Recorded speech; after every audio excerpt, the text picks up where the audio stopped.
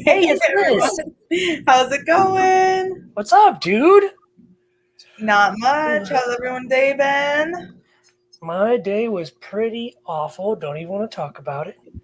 The army just picked me up and shook me. That's I see there's a nice rack behind you. Yeah. Look at that. I saw you putting that together. Yeah. Freedom Breeder is worth the extra money, guys. This is bullshit. This is bullshit right here. Mine's a hybrid, and I still so is mine. Yeah, I didn't think it was that bad. Oh no, this is horrible. This is terrible. So I figured something out. Oh, I wish I would have told you. Yeah, thanks, Brandon. No, don't tell me now. Screw you. No, wait, man, I gotta tell everybody now. So the slide out toppers or whatever, when you're putting together the hybrid rack, right? Yeah. You have to like finagle the toppers and sort of push everything together and get that last bracket on the front. Yep. So I put one of the toppers in backwards by accident when I was putting mine together. Mm-hmm. And I was able to actually bend it down and pull it right out.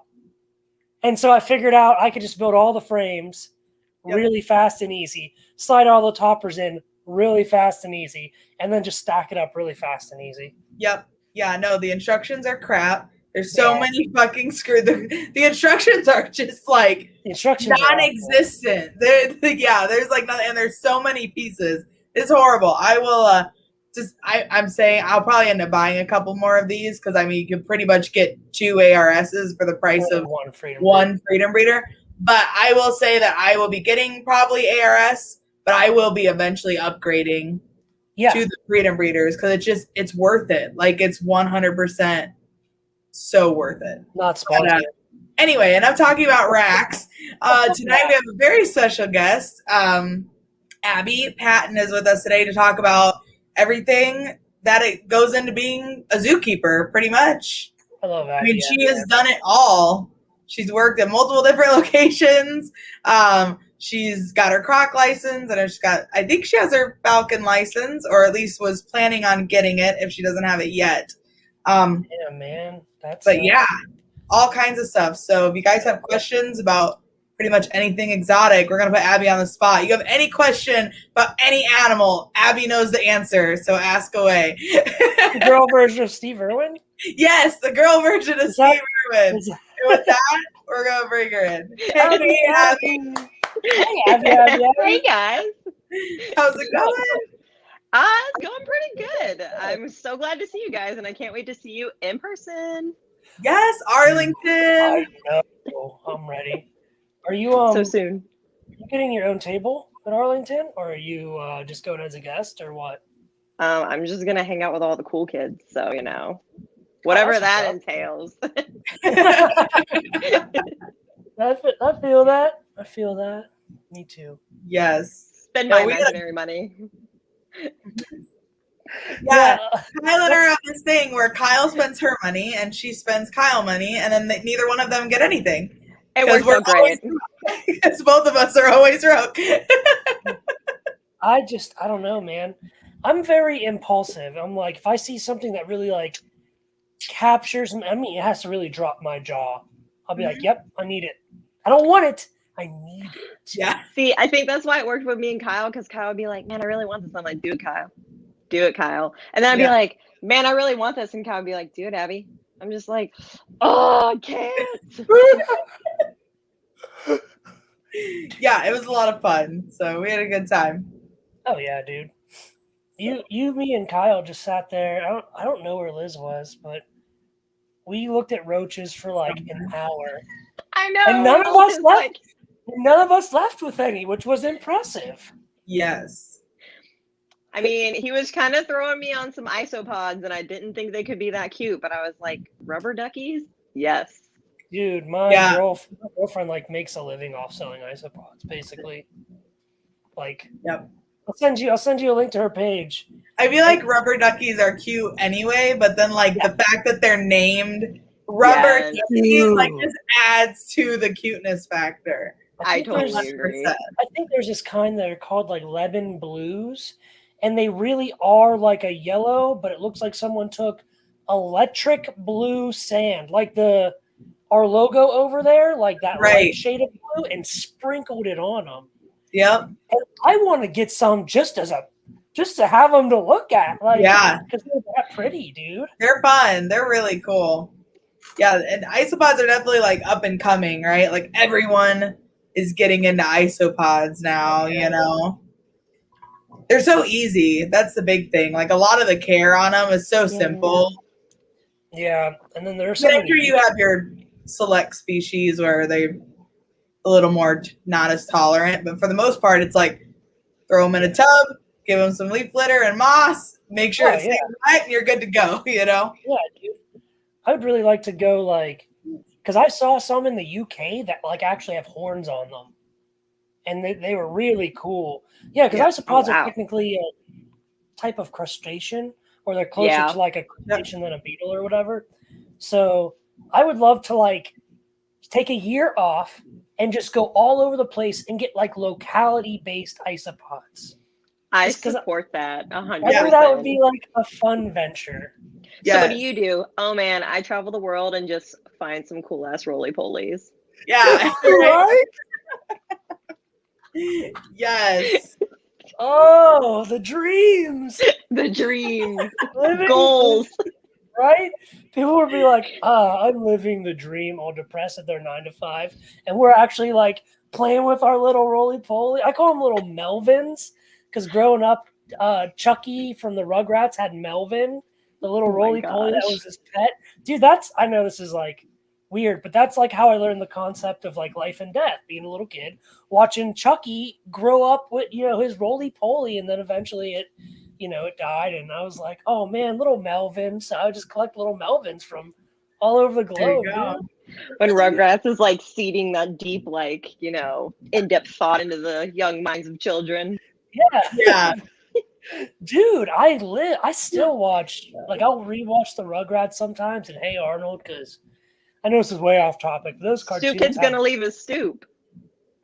Stoop Kid's gonna leave his stoop. Oh my god, yes. But those Where did I start? Oh my gosh. Those cartoons ingrain really positive core values in people and teach like actual life lessons. So we grow up all cool. I mean, that's why I relate to SpongeBob so much. Yes. Yep. The hashling and slasher. That's where all my life lessons came from, if you guys didn't know. Yeah. Well, that explains a lot. No. Right? I'm surprised really though. Surprised you're not a fry cook somewhere. You're a zookeeper. Because you got a SpongeBob birthday cake, right? I did. It was the best thing in the world. I actually got 2. Chase got me one, and my best friend / coworker got me one, and they were the best things in the world. Yeah, dude, that's easy. You're like easy to shop for then. Google cool SpongeBob gift. Enter. I mean, I already told Chase what I want for my next SpongeBob cake for next year, since I'm hitting 30. I was like, hey, remember when Squidward, they think he's a ghost, and so SpongeBob opens the coffin and he's like, get in. So that's what I want for my 30th. That's nice. Nice. She's like, I already got it planned out. I got this. Yeah. Going into 30 hard, You should, because it's like when I turned 30, I just turned 30 this past year. I like went to the gym. So I turned 30 in October. November, I'm in the gym. I've only been 30 for like 30 days. And I'm like, what the hell happened, dude? Like, God, it feels like I got hit by a truck. I mean, I should feel good because one of like the maintenance workers at work, he was like, hey, you're like 18, right? And I was like, oh God, you poor little child. No, I'm not. I was like, thank you for the confidence boost. I really appreciate it, especially zookeeping. Just, it's hard manual labor sometimes. So I'm like, thank you. I'm glad I still look almost 10 years younger. Yeah, man, you do look pretty young still. You do. Thanks. I appreciate it. I'm going to hold on to that as long as I can. Yeah. I know, right? I was in a chat with Cusco, I think, like a month ago. And he's like, dude, you look like at the oldest 27. I was like, I'm going to have a heart attack because I'm that old. For real, man. Oh man. get it. But since you're not a fry cook, yes. How did you get into zookeeping, and what are the steps that like you even need to take to get qualified to do that as a career? So I'm going to give you like the typical spiel. A lot of people, I've always wanted to be a zookeeper. I've always loved animals.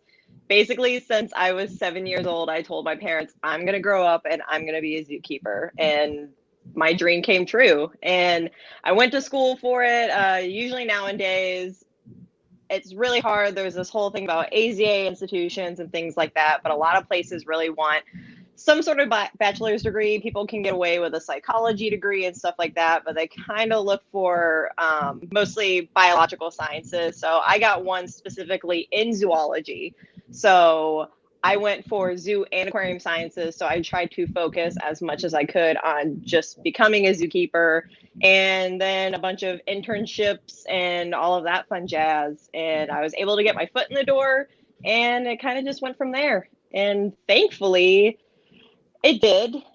And I've been able to do a lot of stuff that I never thought I would be able to do in my entire life.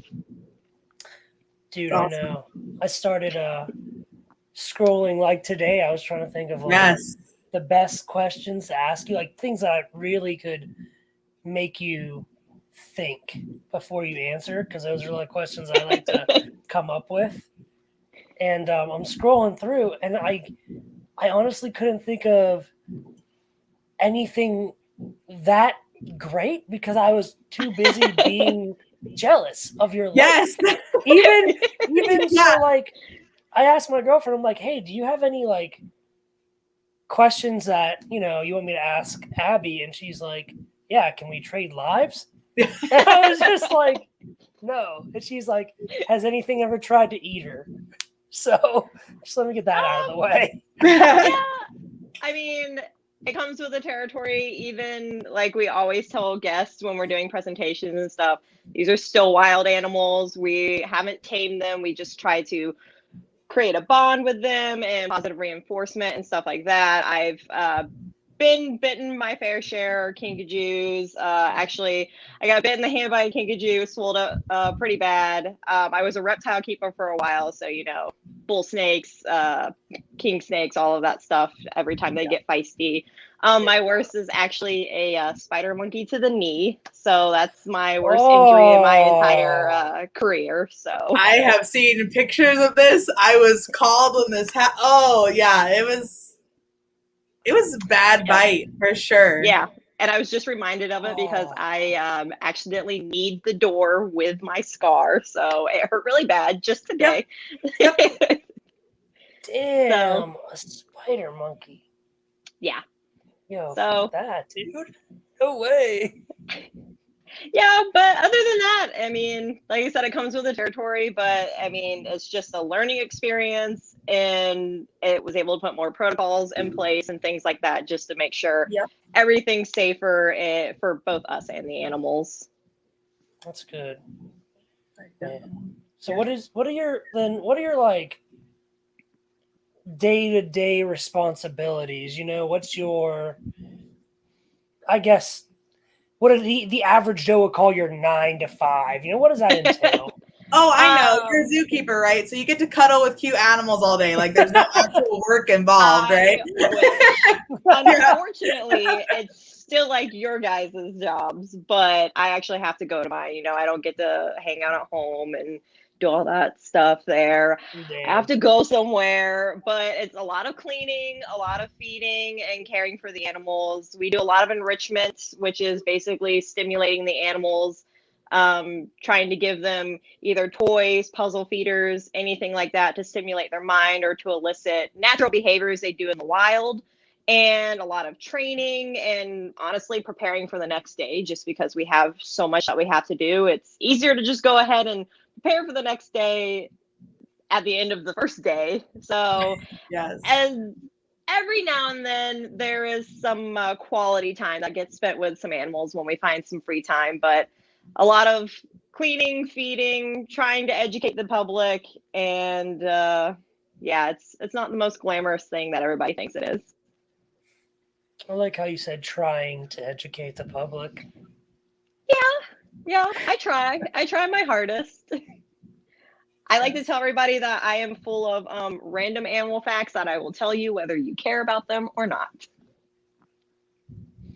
That's a great quality to have in a person. Yeah. More people should have that quality, dude. I know. I feel bad for Kyle when we were at Arlington. We were walking down. I was like, hey, did you know this? Hey, did you know that? And he's just like, what? Yeah. I tell Abby all the time, I'm like, we're the greatest people to like go on these trips with, because Kyle and I, and probably most other people in the community too, like actually are intrigued by like what you have to say. It's almost like when you're talking reptiles to a non-reptile person, right? And they're just like, I don't care. I'm like, no, tell me more. Like, Abby, you think of a random fact? I'm totally like, just text me. Be like, did you know, like, random animal fact of the day? Like, I'm down for it. Just sign up for my texting alerts. Yes, exactly. Every day at like 9 a.m. I'll start your day off with a great animal fact. Random animal fact. Yes. Dude, you could probably make your own app for real, and then I'm like. Probably. Seriously, because I mean, there's so many like just because I breed ball pythons doesn't mean that, like, yeah, sure, I'm like a snake guy, if you will, or a reptile person. But I had to answer one of the hardest questions I've ever been asked yesterday. My girlfriend says, "What's your favorite animal?" Yeah. Like, you didn't know? No. How can you pick one?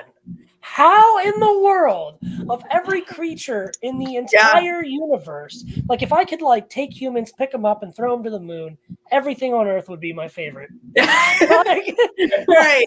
Yes. I almost feel like that's the question people ask, like, what's your favorite morph in the ball python? Like, no one can have this one. Like, it's like the top 10 at least. Give me that. I mean, Abby's yeah, like, I can't answer that. You are crazy. Yeah. Oh, Abby, I do. It's banana. It's banana. Oh, they are really pretty. Everyone loves a good banana. So you think like that was a really easy question. What's your favorite animal? Like kinkadoos. Hands down, huh? I knew, dude. I already knew. Awesome.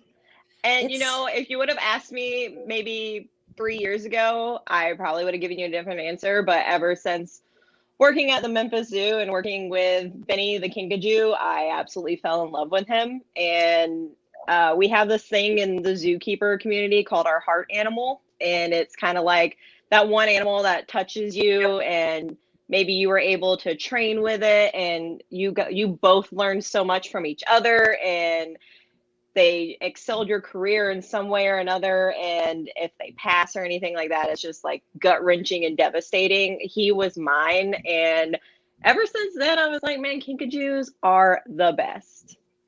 I like little kinks, man. They're sweet. Yeah. They're little long tongue bears. They are, and they're so cute. Yes. They have great personalities, or at least a few that I've met. Like, they're just very...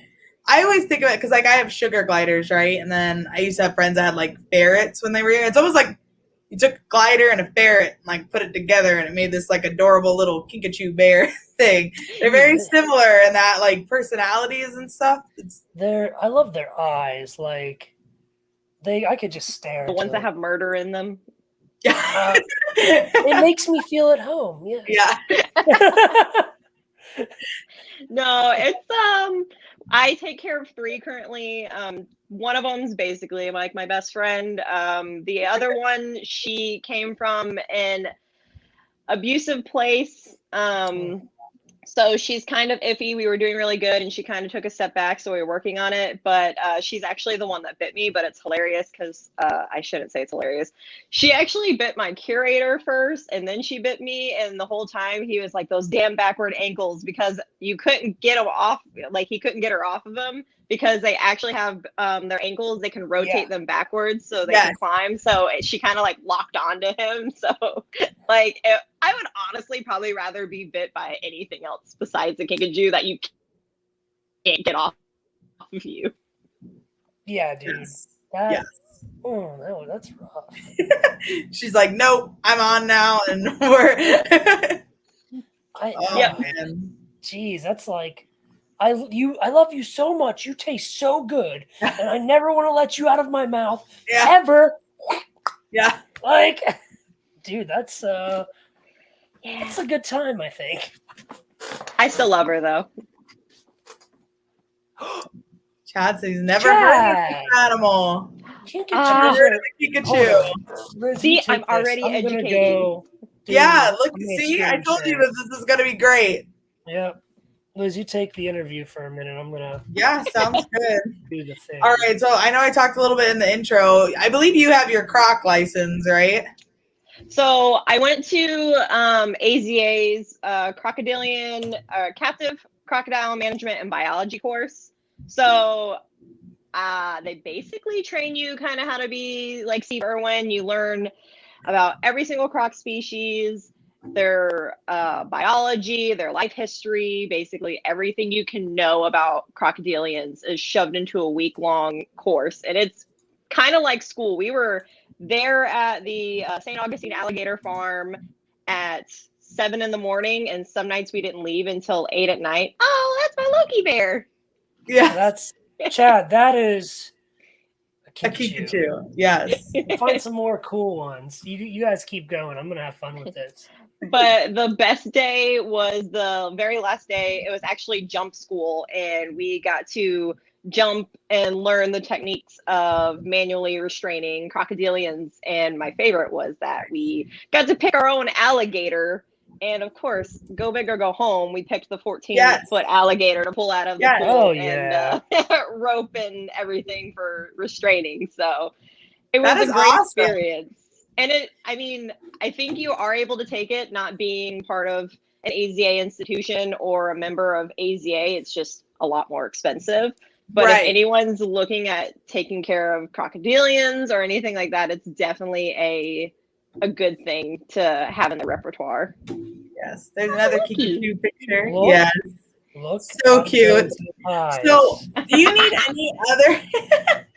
Do you need any other certifications? Like, I know you got your croc cert kind of like as an addition to the Zookeeper thing. Do you need any kind of certification to just become a zookeeper in general, or is it just, most people look for the degree, like you mentioned earlier, before hiring, or it's mostly just having a degree, and honestly networking is a big thing. So volunteering or internships or anything like that, and just getting to know people, and because those people know other people and things like that. So it's definitely everyone knows everyone in in this field. And a lot of it's on the job training. You can have a degree and not know anything about animals. And it's better to go in knowing things. I can tell a lot of life history about animals and stuff like that, because you need to know that to take care of them. But a lot of it's just training right when you get in. Yep, definitely. Pangolins was on my list of favorite animals. So kind of getting off track a little bit here, but as we're scrolling through your pictures, so you're kind of an inspiring photographer at the moment as well. Could not do that. In case you guys didn't know, this is Chase's wife. If it wasn't obvious by now. Yes. So. Yeah, I try. You do. You have some amazing photos for sure. Look at that. Oh, my mouth. That's one of my cats. That's my coyote that I work with. Look at that. Oh, this is gorgeous. Yep, he's the actual only melanistic coyote that we know of in captivity currently. Whoa, dude. Yeah. And that's currently at Yellow River, right? Where you're currently working. Yes. And I actually got to hang out with them today because someone from the Atlanta Coyote Project came to visit them and talk about some of the research and stuff they're doing. So. Oh, that is awesome. So how long have you been a zookeeper? We kind of jumped into that. You are like, how long have you been working, and where have you worked? Like, I know you worked at several different locations. Yeah. So I started off, if we're going all the way back, and counting my internship, I started off interning in 2013 at the Detroit Zoo, and I kind of escalated from there, I guess. I was their life science mammal intern, and I did the rotation through all their mammals, did a day or two here in birds and reptiles.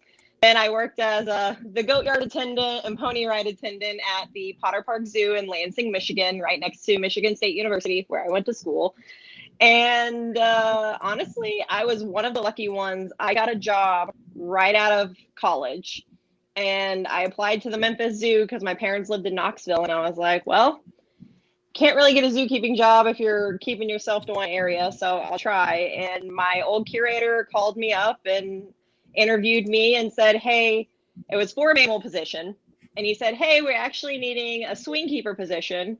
And you would work reptiles, mammals, in the aquarium. I didn't want to do all of that, but zookeeping's hard to get into. So I was like, sure, maybe it'll just be all mammals one day. And honestly, I'm glad it didn't because I enjoyed working reptiles so much more than I thought I would. And then the time came for Chase and I to finally be together and try to start this crazy life of ours. And he was in Georgia, and so I moved to Georgia and started working at the Yellow River Wildlife Sanctuary. Very cool. So you worked most of your time at Memphis then? Yes, I was there for probably 3.5, 4 years. Okay. And how long have you been with Yellow River? 2. So altogether, I think I've been doing this for about 8.5 years. Very nice. Very cool. And so tell us a little bit about Yellow River. How did they get started? What's the story behind that? Because I know there's kind of a big backstory to them now. Yes. So if anyone's watching from Georgia, it used to be called the Yellow River Game Ranch. It actually got shut down. It got a lot of USDA violations and things like that. It was kind of going downhill. The animal care was not the best at all.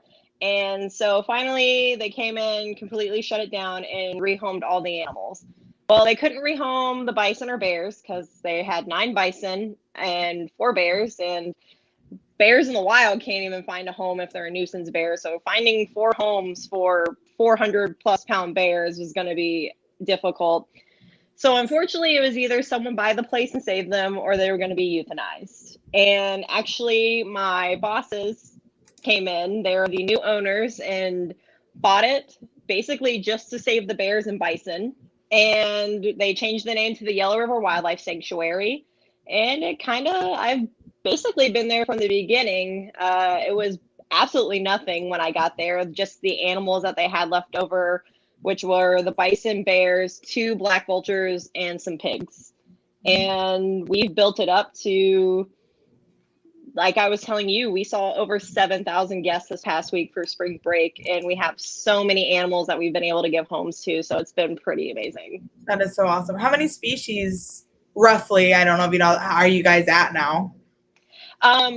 Species, I can't quite remember, but my coworker was telling me, I think we have 132 individual animals on our property. Wow. That's amazing. So, yeah. And I know you guys have expanded a lot even since we were there last spring. Yeah. You guys have gotten a lot of new animals in. Been obviously keeping up on Instagram and stuff. You guys got some really cute. Yes. Yeah. Brandon, are you having fun there? Yeah. Dude, yeah. This is so good because, like, so, you know, one of the things I told my girlfriend when she asked me my favorite animal is falcons. You know, when it comes to like flight creatures, falcons and owls and stuff. And yeah. I'm just like, dude, you have like so many of my favorite animals. I'm just like, yes, I'm coming to hang out. Yeah, because the last time we were there, you guys weren't even quite done with the new bear enclosure. You guys are still right. Yeah. So if I remember correctly, right, these 4 black bears lived on like a slab of concrete. It's right there. Yeah. They basically lived on concrete and in small corn cribs and almost their entire lives. Lived a life where people came and just threw peanuts and marshmallows at them. So they were kind of your roadside zoo-ish, where the animal's there for entertainment mostly and not there for education or any benefit towards the animals. And we actually our property is about 26 acres. The bears have, I think it's 2 to 2.5 acres now. They each have their own giant night house that they can be in, and they have a waterfall and a pool that's about 3.5, 4 feet deep. So they are now living the life. Yeah, for sure. Yeah, they definitely were awesome. And I mean, just like you could see when we were there, like you guys were talking about earlier, like the different enrichment and that kind of stuff. You know, it's amazing to see an animal that goes from living its whole life, right, in kind of that roadside type situation, and then bringing it out and encouraging natural behaviors and things like that. Definitely, you guys see like a huge personality change in we definitely did like that. Yeah, especially with the bears, we definitely did. It was really worrisome because we were talking to someone when we went to the ZAA conference, the Zoo and Aquarium Association, and she was saying that she had bears that lived on concrete their whole life, and they were terrified of grass. So they actually had to put pavers out so the bears could walk on the pavers because it resembled the concrete till they got the confidence to go out. And we opened the doors and our bears were like, wow, this is cool. And usually our bears all fight and they don't get along. This whole time they were just exploring and doing their own thing, ignoring each other. And it was probably the best thing in the world. That's super cool. Yeah, and I believe the coyote you mentioned earlier as well came from, or one of, maybe it's the female. I think you had a coyote that was in a pet home as well. Yes. Yes. So most of our animals are rescued from situations. Our lemurs came from a breeder that USDA wasn't renewing his license, so we got them. So did our spider monkeys. And some of them come from other zoos. Maybe they're not using them for their breeding program, or they have too many. Like our lynx, she came from someone over in Arkansas. She just needed to rehome the lynx. And so we took her on. So yes. And she is so cute, guys. This is like the most awesome cat ever. Like, she just so playful, jumps around, like, it's super cute. Like, she's great. I think she might be like my favorite, you know, if you want to say attraction or animal to come see, for sure at Yellow River. She's awesome. And so, I mean, you can tell, and I'm sure it's different depending on the day, but you can almost tell like she's had a lot of human interaction because she's very like personable, even through her enclosure, right? Like, she's very curious of everyone, and like she's not afraid to play and wrestle and like do all these different things when you're kind of around hanging out and stuff. She's a lot of fun.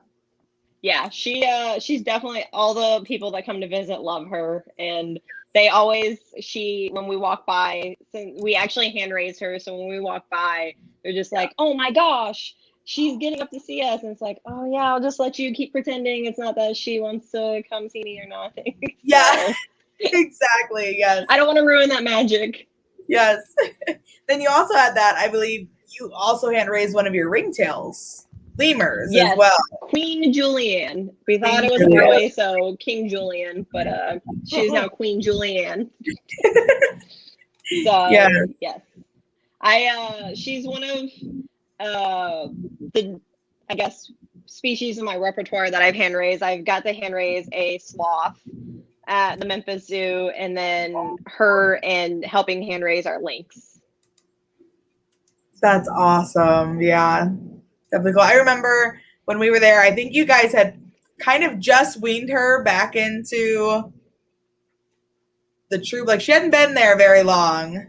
If I remember correctly. Yeah. Yeah, trying to cut that human tie with her. Yes, yeah. And You're I remember now. like being there and like watching her and stuff, you know, and of course she was very personable and Chase coming up and everything. But, like, as we're walking away, she's like, you know, kind of crying and stuff, you know, and it was like, I remember Chase being like, my heart, you know.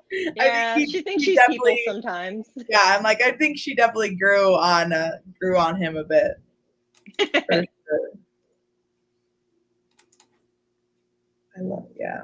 Dude, the species and diversity you have is just, just going through your Instagram is insane, and I can tell where you've transitioned workplaces by now. But Yes. You know, I mean, if is... anyone has a chance to go to the Memphis Zoo, it is amazing. There's so many different species to go see.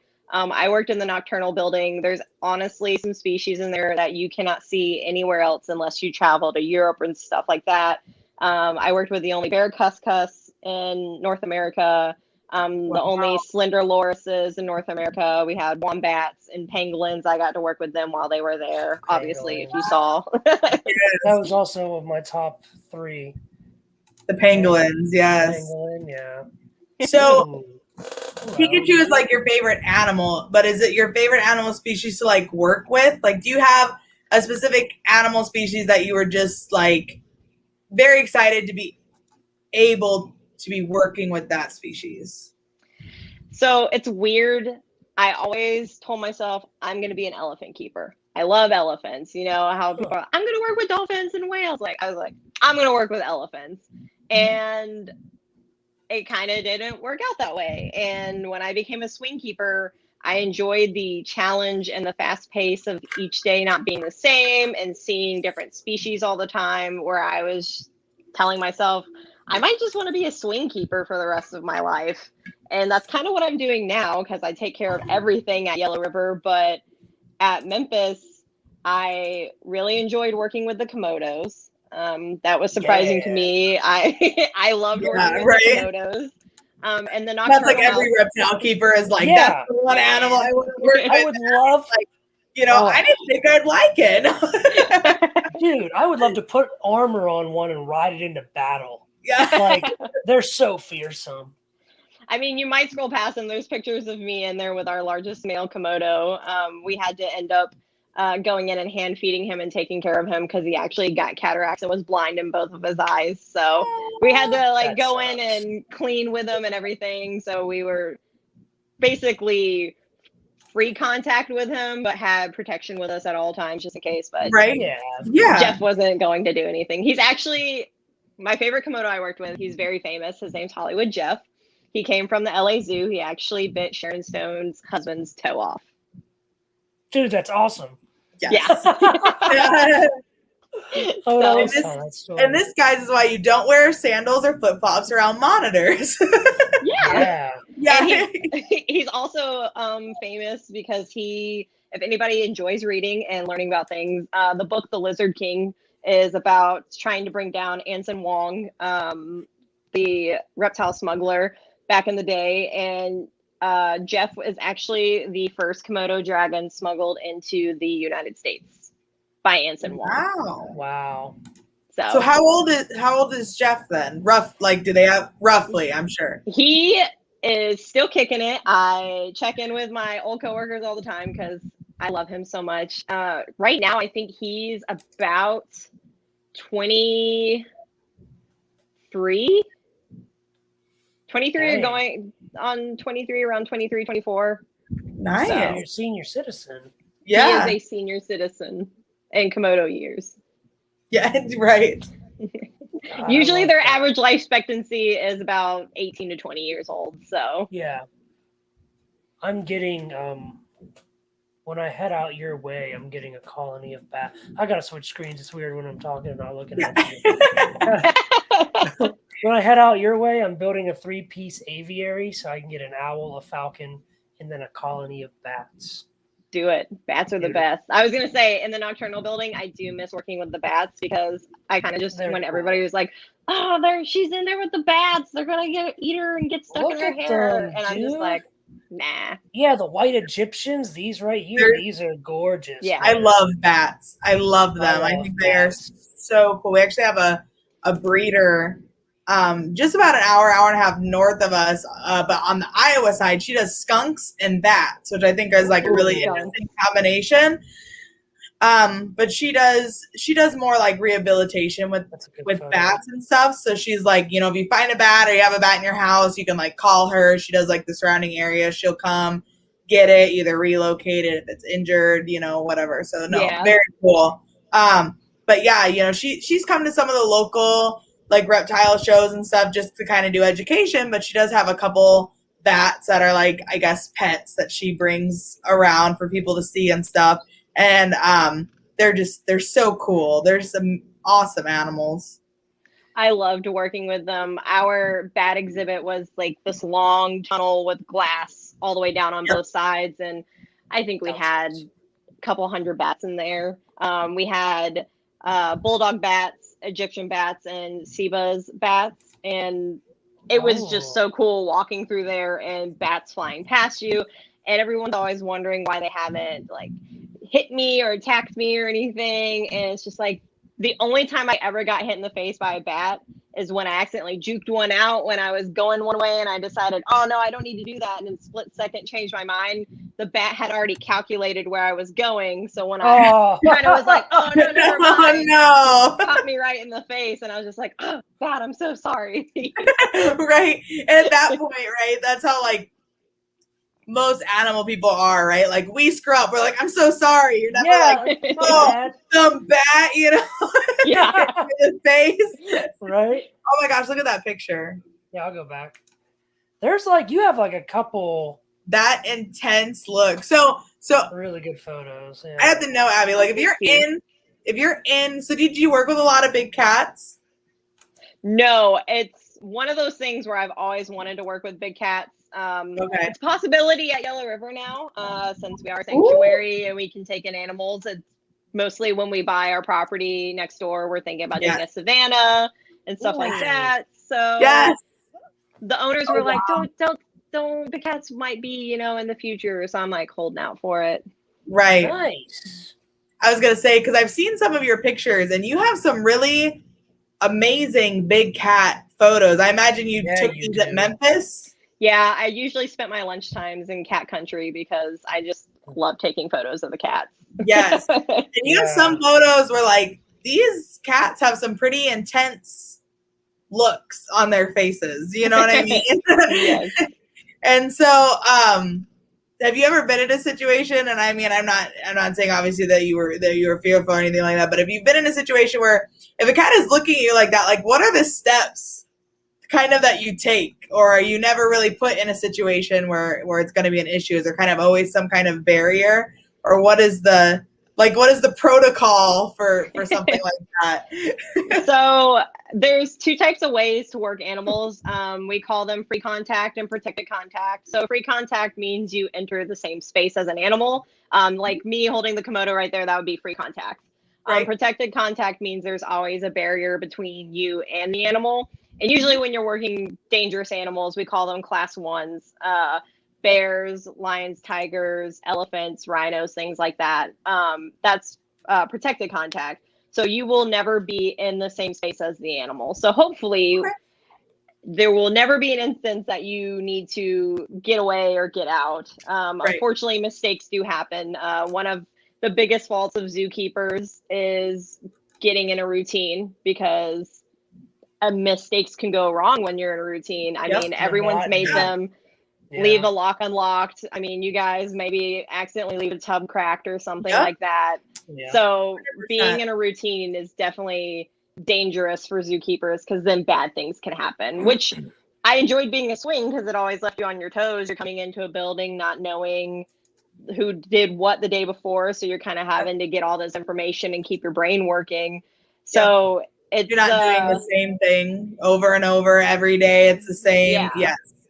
Or, I mean, even now at Yellow River, since me and my coworkers take care of all the animals, we might work them backwards one day or split and do different things. So then it's not always the same, because, I mean, a lock being left unlocked could mean life or death for both the human and the animal. So we try to keep our smarts about us, but mistakes do happen. If anyone ever reads the news, they see sometimes bad things happen to zookeepers. Yeah. I would probably put that in my will and testament. Like, if I get killed by an animal, it was my fault. Leave the animal alone.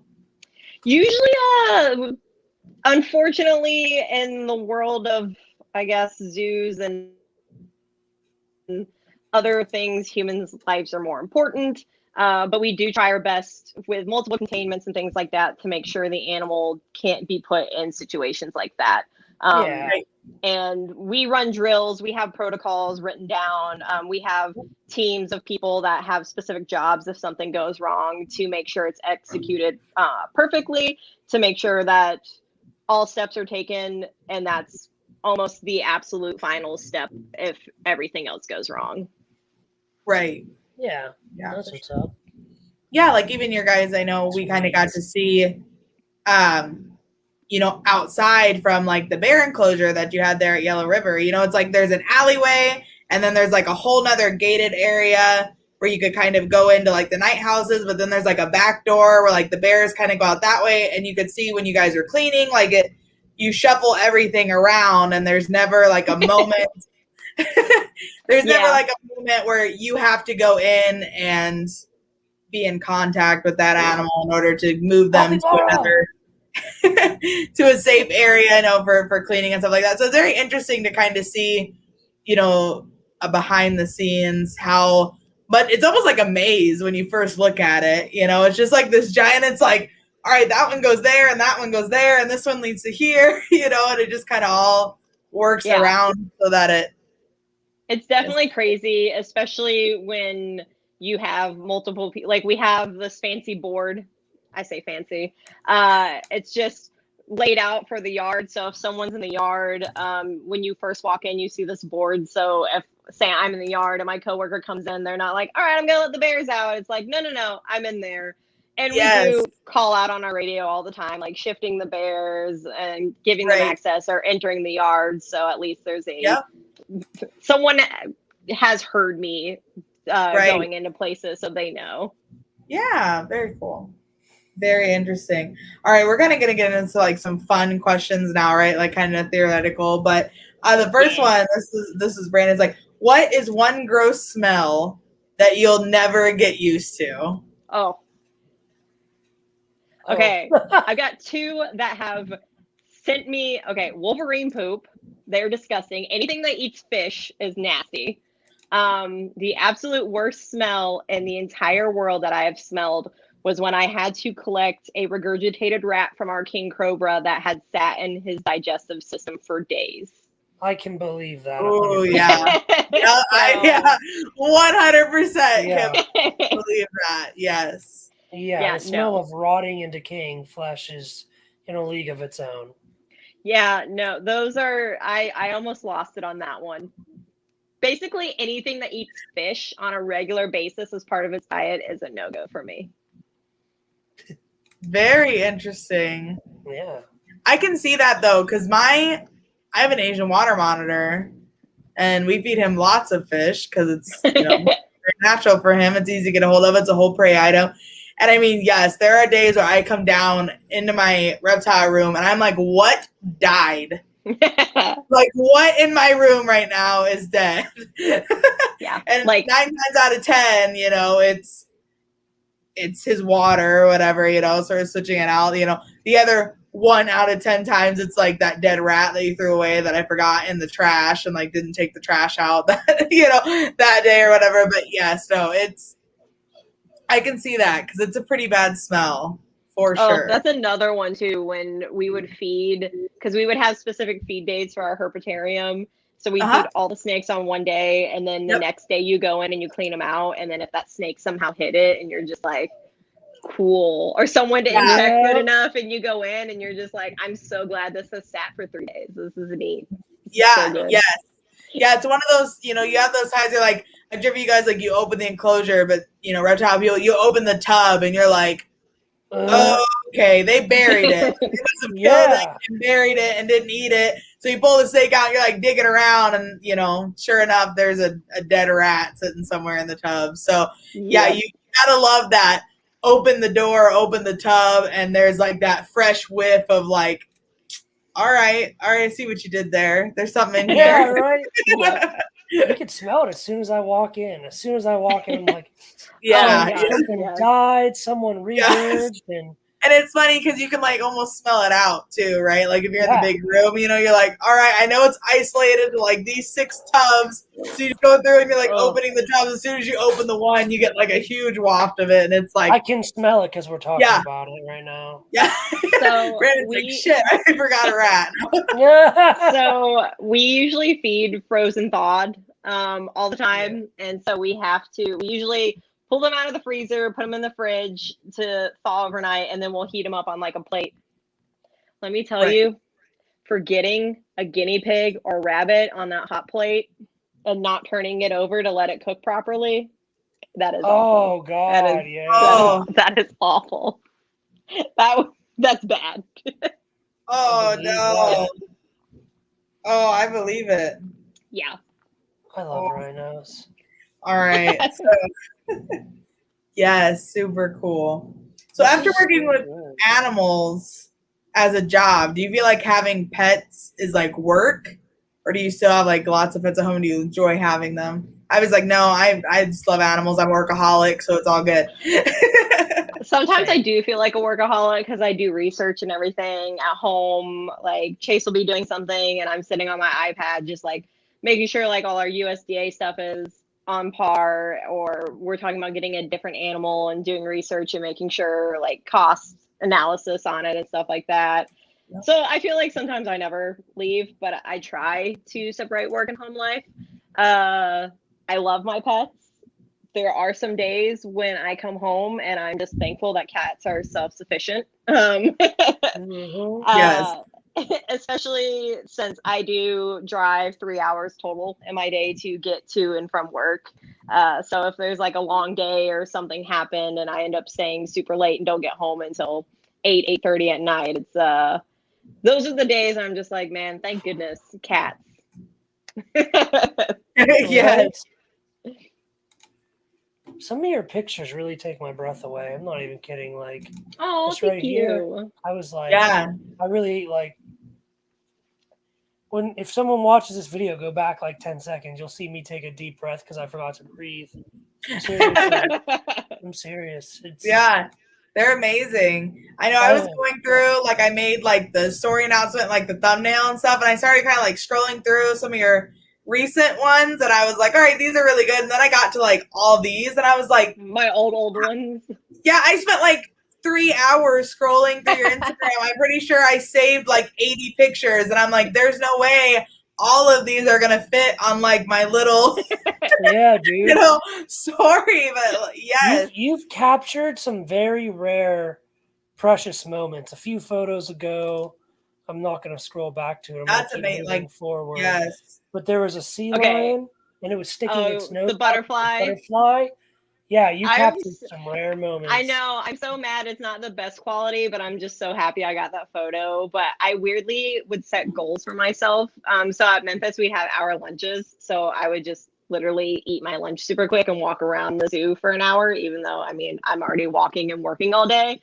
Yep. I don't know why I wouldn't just enjoy my hour break. Yeah, right. But I would set goals for myself. Like one of my goals would be at cat country to take a picture of every cat species yawning. I'm pretty sure I got all of them, but just like random things like that, just to make sure I challenge myself and practice having patience and waiting for the good shot that I need. So yeah, I've looked into a lot of photography and video. Like that is amazing. Yeah. And videography stuff as well. And that's like their main thing is like, don't miss the shot. Like don't have so much equipment that you're like trying to switch your lenses out all the time or trying to switch your equipment out all the time that you spend all your time like messing with your stuff. And then you end up missing like the really good shots because you're constantly trying to switch things out. And then their other thing was like always hold the like when you think put your camera down, hold it for another 30 seconds because that 30 seconds is like when something amazing is going to happen, right? So they're like yes. I've like trained myself to, because I shoot with my, I think it's my right eye. Oh gosh, I can't remember. But I've trained myself to open my other eye. Like if there's more animals in the exhibit, like I'm looking through the lens and I'll like have this eye open, like seeing if they're doing anything so I can pan over. But I'm still running on the same camera that Chase got me for like our first or second year ever being together. That's a beautiful animal. I mean, if you ask, he's probably my favorite. I wouldn't doubt it. All right. Yeah, I mean, I think your photos are just amazing. I mean, I just spent so much time literally just scrolling through your photos. Guys, go down like, and forever ago. Yes. So many. Oh, God. Brandon's like dream animal right there. Yeah, I love crocodilians. Like, yes, I do too. They have such a special place in my heart, and you know what? There's not even like an experience that I had as a young man or as a young kid or anything to really ingrain that. It was more of a love at first sight kind of thing. I can understand that. I mean, I truly do miss working with reptiles so much. Like, we have a couple. I say a couple. We have sulcatas and box turtles. So, I mean, I like sulcatas. They were rescued. Yes, yeah. But I truly miss being a venomous snake keeper. I loved it so much, and I miss it deep down in my heart. So I'm hoping maybe one day we probably won't have the cool snakes I used to work with, but I'll take our natives. Yeah. Except for a rattlesnake. I absolutely hate rattlesnakes. Is it the sound or the look or what? No, they don't stay on the hooks. They're just like limp noodles when you go to pick them up, and they're just like, no. Yeah, they are. They're like, no. They're dead weight noodles, yeah. Yes. And they're heavy. Yeah, they can get pretty thick. God, I love it. Like. Uh-oh. Did we lose her? There we go. You back? There we go. Yeah, I don't know who wants to call me at like 9:00 at night. Abby's like, no, go away. Yeah, dude, what are you doing? We would have like tests. Our curators would come and just like make sure we're still doing good and we're up on our stuff. And he'd always be like, "Oh, pull out the diamondback," and I'm like, "Okay." And it's the only snake I've ever dropped on the floor because I'm just like, "Damn you, Noodles." Damn. Yes. They really are. They're like spaghetti. I see that. Thick spaghetti. Oh, baby. They are thick spaghetti. I like that. Yeah, they are. They're thick spaghetti. God, it's so fucking cute, dude. I know. I could literally spend all day. Like, there are just so many awesome pictures. That was Pang or Pangolin. Yeah, dude. I bet this video gets the most views specifically off of off the Instagram. Like neither one of us has ever done this. Not that people don't have a good enough Instagram, but your Instagram is so diverse. I mean, look, we've gone through bats, big cats, reptiles, giraffes, elephants, rhinoceri. I couldn't even name it all. Primates. Like, talk about diversity. You have a gene pool equivalent of experience. Like, the amount of alleles in a DNA is how many. Weirdly, my favorite thing to photograph is birds. I feel like they're very underappreciated. Yes, I agree with that. I 100% agree with that. Definitely. So we talked about a challenge. Yes, they are quick. So quick. Speaking of birds, no. So we talked about your most favorite animal to work with, right? What's your least favorite? Like, has there been an animal that you work with that you're just like, oh, I have to go work with? Whether it be 3. Oh my gosh. She's like, no, I've got 3. All right. I did not appreciate being an aquarium keeper because those things can die so easily. So just aquarium stuff in general. You're talking fish, octopus, like that kind of stuff, not like dolphins, whales, seals. Oh no, just fish.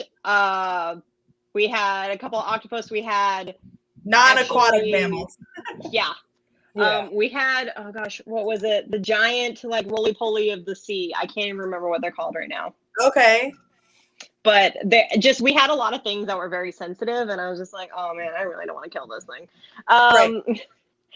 I worked with a reptile department on 2 super important breeding programs. The dusky gopher frog, which we actually would breed and put back into the wild, and our Louisiana pine snakes, which we did the same. And I hated doing them so much. The gopher frogs, mostly they're just time consuming because there's thousands and thousands of tadpoles and eggs you're taking care of. the pine snakes because they're mean, they smell awful, and they just like to poop so much. It's like you would clean one and then you would put it back in, and it's just like, great. Either I do it now or wait till tomorrow, or it's a never-ending battle. right. Yeah, oh man, there's so much good shit here. I like animals from Africa. Like, I just have a real attachment to, I guess, that region of the world. Elephants, hippos, rhinos. They're all big and gray and could kill me. I think South America's got some pretty cool things too, like kinkajous, but it's okay. Dude, I don't know. My heart is just so big. It has enough room for all of them. I appreciate that. No people allowed, though. Yeah. I mean, I feel like if you ever travel to Africa, you'd probably see more animals, but I would really love to go to Indonesia. But I feel like it would be really hard to spot the animals that I would want to see. So it's kind of like, which do you choose? My skink is an Indonesian import. Just found out it's a boy. Thought it was a girl because it had shed its sperm castings. And I'm going to keep its name as Princess because that's his attitude. Nice. So, there you go. Nice. When names reflect. I try to, go with like a lot of Kevin McCurley's methods and building the bond and the threads of trust and taking time. And I'm to the point where he'll eat out of my hand, but I can't like pick him up and interact with him. So yeah, we're still taking baby steps, and if I can't progress anymore, I'm quite pleased with it eating out of my hand and not biting me still. Ooh. I mean, it's a pretty good name. It's better than mine. I mean, like I've got Mr. Noodle and I've got Mrs. Noodle. I've got Spooter and Sneak. So, some OG names. Spooter! Yeah. Spooter, my tarantula. I love that. So, yeah, that's a funny story behind. Well, I don't know if that's you. Do you only have the one tarantula still? Yes. Yeah, that was a pretty fun. And she's doing great. She actually just molted like 2 or 3 weeks ago, so she is good stuff. So should we tell the story? I feel like we should tell the story. I'll throw Brizzy under the bus. So for people that don't know how Abby got this spider, it was won at the last Tinley auction. It was a silent auction, or not Tinley, I'm sorry, Arlington. Silent auction item. And I can't remember exactly who won it, but Mike Breesley was like, oh, I want to hold it. And so he got it out, and the spider jumped off of his hand, and he stepped on it. Like, it jumped out, and he just went and stepped on the spider. And so may or may not have been alcohol involved that night. He was like, it was just a reaction, like big scary spider, jumped on the floor. I completely understand. Stomp on it. So everyone was like, this spider's going to die, whatever. And Abby's like, no, it's not. I'm going to take it home and I'm going to breathe the breath of life onto it and it's going to live. And sure enough, that's what happened. Yeah. Yeah. I was honestly, for a second there, because I took care of a couple tarantulas at Memphis. So I was like, I kind of know what I'm doing. And there was a moment where I was like, man, she's not eating. Oh my God, please don't be dying. And then I was like, oh, I'm dumb. They don't eat before they molt. I'm so stupid. I had a moment. And then I was just like, I really hope you're not dying. And I came back and I was like, look, magic. Yes. Magic. But yeah, no, it was horribly hilarious now, obviously, that we know the spider survived. But I mean, literally, he like opened the thing, it jumped out, and I mean, just bam, right? On the spider. Everyone was like, Brizzy. And he's like, what? I love this because I'm really big into polar bear conservation right now. Yes. Because I've seen like their effects of their natural habitat recently and how awful they look and how bad things are going for them. Yeah. I love me some polar bears. Oh, baby. Pretty cool. Hello, you. Ooh. You look like you want to give kisses. Oh God. I'll boot my nose on your nose. Yeah. That's how I am. I was in a zoo in Nuremberg, Germany, and there's this lion. Big black mane, right? And they let you get pretty close in Germany. Like the zoos are not like the zoos in the States. They let you get pretty close, and I'm looking at this lion, and it roars the loudest roar, and I could feel that my skeletal system vibrate from the octave of its voice. And I was like, oh, you're just a baby. Right? Yes, that would be me. Yeah, I've had the chance to play with some pretty cool animals at our local zoo as well. Nothing too crazy dangerous, but just have like some behind the scenes stuff. And I mean, it's amazing that you can face to face with the animals, and there's definitely like a mutual respect, right? Like you said, these animals are not tame. You know, they're still wild animal. I mean, look at that. You know what I mean? That face probably looked adorable 2 seconds before it did that. I still think it's cute. And then you were like, holy crap. But no, you know, there's definitely a mutual respect. But at the same time, it's just like you're almost overwhelmed with like the beauty of some of these animals and just how amazing they are. And you do, you know, part of you is like, I know I can't touch it, but it's like, I just want to take its cheeks and like squeeze them. Yeah, dude. And love on it. Like, I mean, I do sometimes take it for granted knowing the things that I've gotten to do and the things that I still get to do. And it's just like, I'm living my dream. But like today, we were in with the coyotes, and someone who does research on them here in Atlanta came to see him because Carmine actually is a wild coyote. He's the melanistic one that was in one of the photos. He was captured because he was too friendly with people's dogs, and they were worried that he was going to get shot. So we got special permission from the DNR to relocate him to us. And basically I'm one of the pack with them. I'm their primary keeper. Awesome. And the whole time we're in there, because the guy came to visit, I took him in, we're rabies vaccinated and everything. And everybody's just like, I'm so jealous. And I'm just like, I do get to do some cool things in my life. That's pretty awesome. Yeah, for sure. Yeah, life is short and no one's guaranteed tomorrow. So have you ever had, you know, we're going to talk about, have you ever had one of those like, oh my gosh, this is a once in a lifetime experience, or I'm actually getting to interact with that? Like, have you ever had one of those, you know, I guess I don't know if I want to say like humbling moments, right? But where you were just like, you know, this is why I became a zookeeper. I love what I do. You know, I've had this amazing experience. I'm sure you have had tons of them, but do you have a few that have kind of stuck out to you over the past 8 years? Gosh, I think the most, I say recent, but when we at Memphis, we were doing a collection plan for our nocturnal building. And basically all of us got to write down what we thought would go with our collection plan, what kind of animals we want to exhibit and things like that. And of course, we all wrote down pangolin because how cool would that be? Yeah. Yes. And when it actually came true and I actually got to hold the pangolin in my hand and just like, no one else is going to get to do that. Right. I mean, unless you go over to Africa and you're helping with like the pangolin conservation over there and stuff, like you're never going to get to do that. And this is an animal that's going extinct due to being trafficked in the black market and stuff like that. And it may never happen again.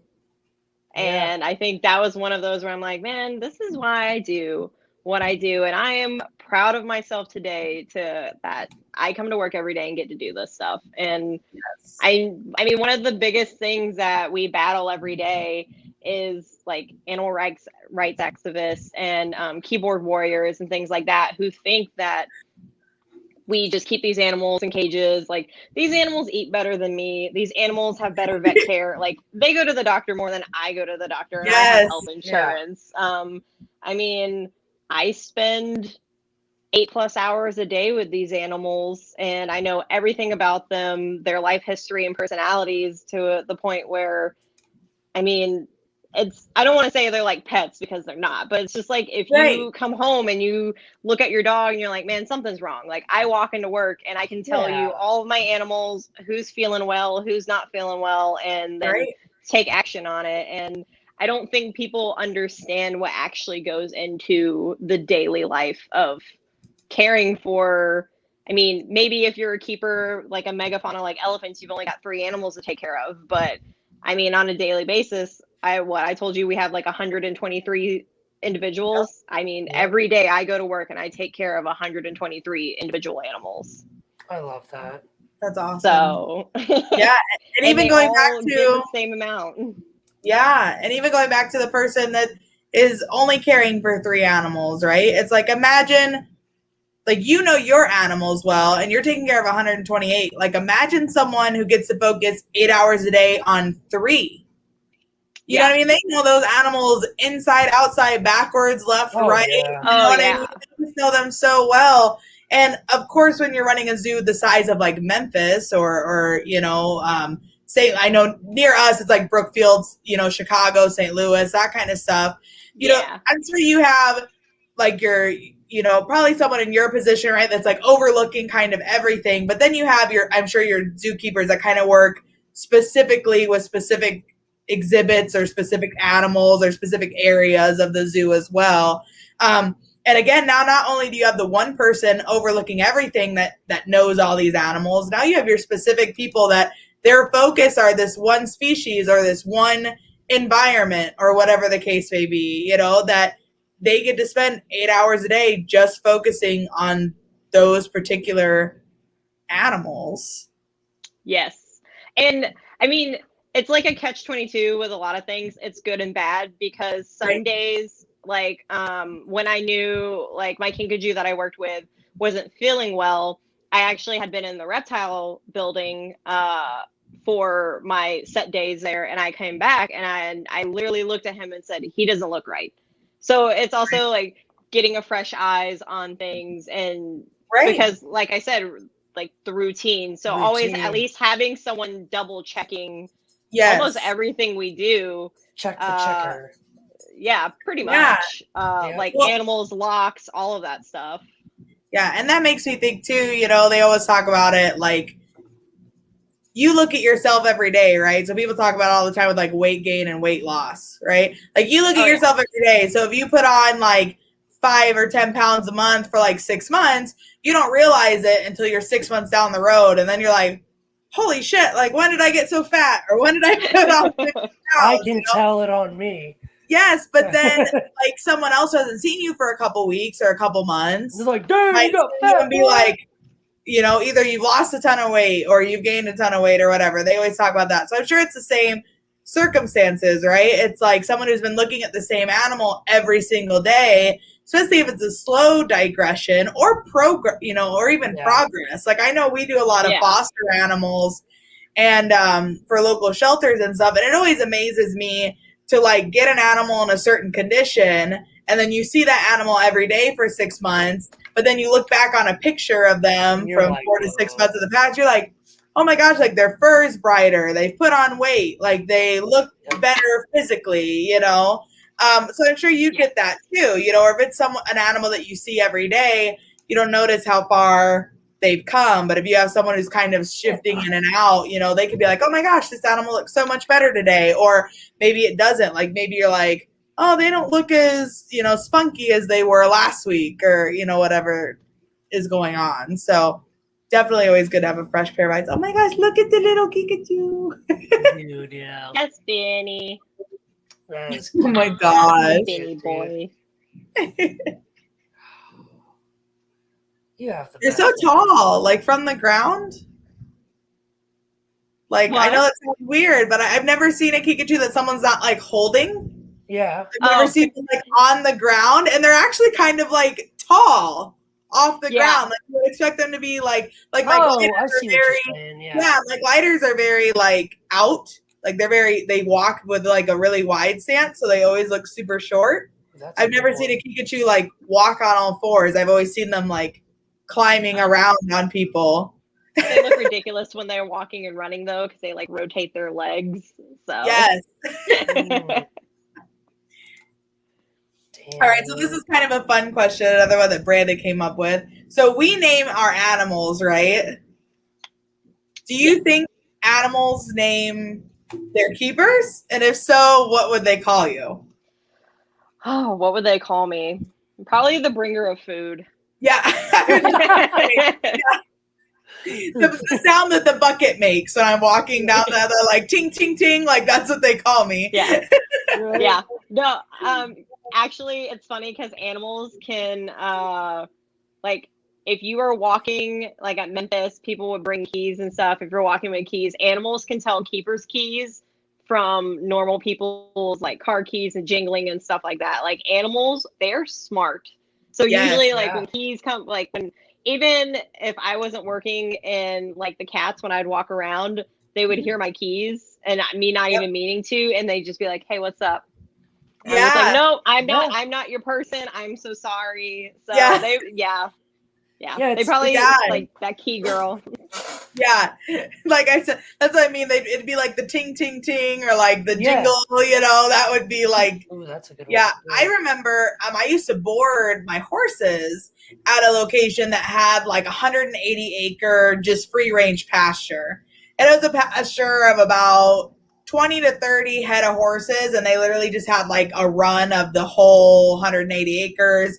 There was a there was a lean-to like every so often, you know, and they had round bale feeders and stuff for in the winter and things like that.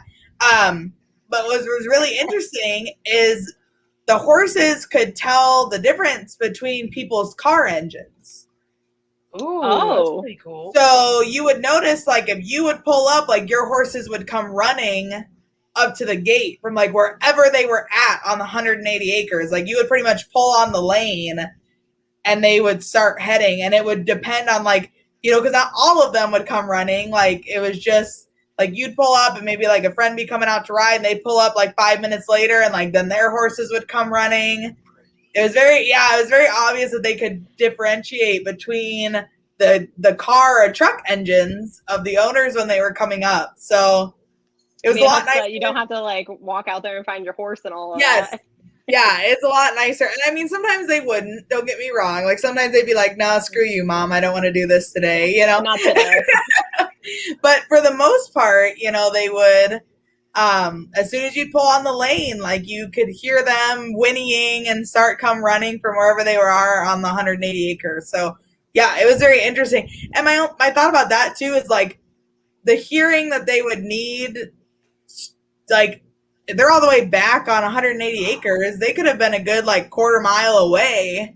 Yeah. And they can still, you know, they would still hear it. So. Daily about what animals can do. Yes. It's animals are so smart, but we don't. Something I realize is we don't know how to measure animal intelligence because there was a study done on elephants in the 1960s where they gave this elephant, they put like food up in a tree and they gave the elephant like steps and things like that to get up there and get it. But the elephant like couldn't get the food. And then in the 90s, they repeated this study after more, research was done on elephants, obviously. And they gave the elephant tools. And the elephant like took a tire, put a tire down, then got this like broken piece of a broom and then knocked the food out of the tree and ate the food. So it was smart enough to use the tools to get the food, but not like move these pre-made steps over to get the food. It's just the way an animal's brain works is different than a human's. Yes. Oh, yeah. Well, and I've also noticed like I used to train horses professionally for like trail riding and that kind of stuff, which when you do trail riding, they talk a lot about you do a lot of training for like going over different obstacles and going through water and like all kinds of stuff, So a lot of people use like pre-made bridges and stuff like that. Well, I had this one horse that was like religiously the best trail horse I had. Like he would cross anything, he would walk over anything, like no problems. And so, who's clacking? Was it me? Yes, it was you. Okay. I was like, I didn't. You're good. I hear it though, but yeah. My headphones died, so I'm through my phone my phone now. Oh, okay, you're good. You still sound good. Sorry. No, you're good. So I had this horse that would like religiously go over anything, cross anything, and we came to this older looking bridge, which you did a lot of times in some of the places we go trail riding because they aren't always like on a main route, you know. And he stepped on it and then he would back off, and he stepped on it and then he would back off, you know. And I was riding with some people and they're like, just go over it. And I'm like, he won't go over it. I'm like, what is up with this? This is really weird. And they're like, oh, you know, he just doesn't want to or whatever. And I'm like, no, I don't think we should use it. Like, I think we should go, like, just go down in the river and like cross instead of using the bridge. And they're like, oh no, you know, and he walks up and his horse steps on it and steps off and steps on it and steps off. And he's like, oh, you know, I'm going to make him go over. It must just sound weird. Well, he started over it and it broke. It was rotted underneath. Damn. So, you know, I was like, they knew the second they put a foot on there that it wasn't going to hold their weight. Yeah. So they immediately backed out. So it makes me interested, Brandon, with what you're saying with the steps and stuff, especially if this was a study done so long ago. You know, there's been a lot of differences. Like sometimes animals will step on something and be like, yeah, that's not going to work. That's not going to hold. Not stable. Yeah, like, no, you know, make this work. Yeah, you know, whatever the case may be. So everything Ocean says. Yeah. Yes. Oh. So yeah, you know, sometimes you have to and this kind of goes back to knowing your animal too, right? Like I knew he wasn't just refusing to go over because he was nervous or didn't like bridges. A lot of horses don't like them because they make that hollow sound. Yeah. They step on them, and horses don't like that, you know. And but yeah, it just goes back to, you know, if you have an animal that's acting strange for some reason, as humans, the smart thing to do would be to take a step back and just kind of look at it from their perspective. Like, okay, why are you behaving this way? Or what, you know, what is causing you to be fearful or causing you to not want to do it? I'm sure you see that with training, Abby. I mean, you probably have animals that yesterday you were doing this perfectly, and then today you want nothing to do with it. Like, what happened between now and then? Is there a tarp on the fence? Are there people around? Like, what is the difference between doing it now or doing it later or doing it in this location but not doing it here? Yep. I see that all the time, especially with the coyotes I work with. Clint, my curator, he is a hefty guy and they do not like him. He makes them very nervous, and he can be all the way up on the trail and they can hear him. I don't even know he's there and they can hear him. And our construction crew has just kind of made them nervous due to all the equipment they use and everything. And there will be times where I cannot feed them because construction's around and they are just so focused on them, and I have to be like, can you guys go away for just a little bit so I can take care of them? And I mean, our females finally figured it out. She dug a den and will go in there when they're around, but Carmine's male, he just hasn't figured it out. He's just like, no, I'm just gonna panic, and I'm just like, no, just go underground, you'll be fine. Yes, just chill out, you'll be okay, I promise. They're not going to come eat you. They've been here a million times before. Yeah. Right. For sure. All right. So in your opinion, Abby, what separates like zookeepers and private keepers? I mean, it's kind of hard, and it's a debate, honestly, with everything about calling yourself a zoo or a sanctuary and things like that. Right.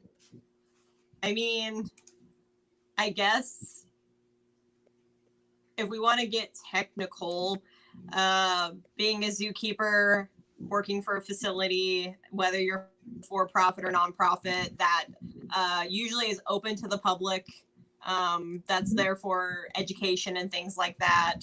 I mean, private keepers, I always tell people exotic animals don't make good pets, but honestly, if you have the means, the money, the land and everything, and it's something you want to do, and you go through the proper channels and get the permits, and you know you can take care of this animal, then I'm not going to tell you you're a horrible person and that you can't have that animal. Like, if you are doing everything legally and all of that fun stuff and you can take care of it, get yourself a skunk. get yourself like the Arctic fox or whatever you want. I mean, Right. if that's what you want to do, but just make sure you're using your platform for educating other people so they don't see that and think it's, oh my God, it's so much fun, I can do that. And Yeah. end up where I work because everyone thought an exotic animal was a fun pet and then they turned out to be a handful. But Right. Yes. Oh yeah. Private keepers have done so much for the zoo industry and the breeding of exotic animals, endangered species, bringing animals back from the brink of extinction.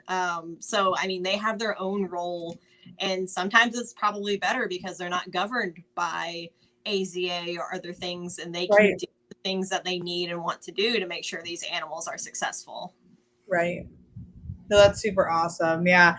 I think one of my recent ones that I saw, and I know this is like several years ago, but apparently, like I would probably say like 5 or 7 years ago, the popularity of having like a pet beaver was really on the rise.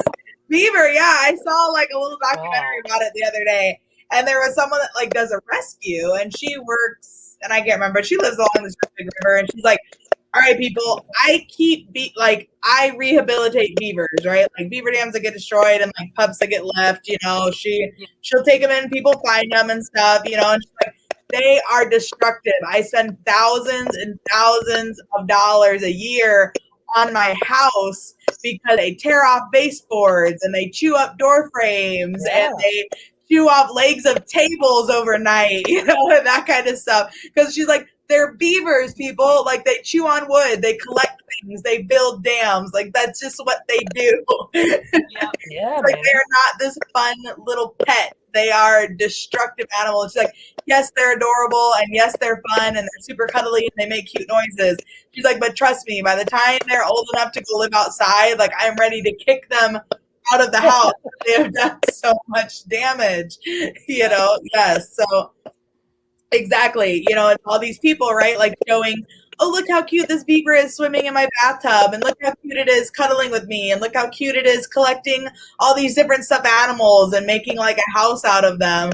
That's the only stuff that they show, right? They don't show like the destructiveness, or are they truly keeping the animal properly, or are they only bringing it out to shoot these cute videos and then keeping it in like a small, you know, area so that it can't do damage, you know? So yeah, I definitely think there's a wrong way and a right way to keep exotics, especially non-reptile. Like I know our monitors are a little bit different because they're extremely intelligent. But here's the thing, pretty much any other animal that you're not dealing that, you know, that's not like a snake or a reptile, a frog or something that you're dealing with, there's a level, whether it be high or low, most of the time high, of intelligence that you're having to stimulate. My before zoo life. Yes, we're all the way back to the yes, right? All right, then I'm about to X out of the Instagram, but there's it looks like a banana right there. Yeah, that's Sneak. That's my banana. There you go. Yeah, but there was a recent TikTok thing that's going on in the zookeeper world where this person has it is a Savannah cat, it is a serval, and they're calling it a Savannah cat. It is not a Savannah cat. It is a straight up serval, and they're posting videos on TikTok of this cat attacking birds, which is highly illegal on a federal level because you're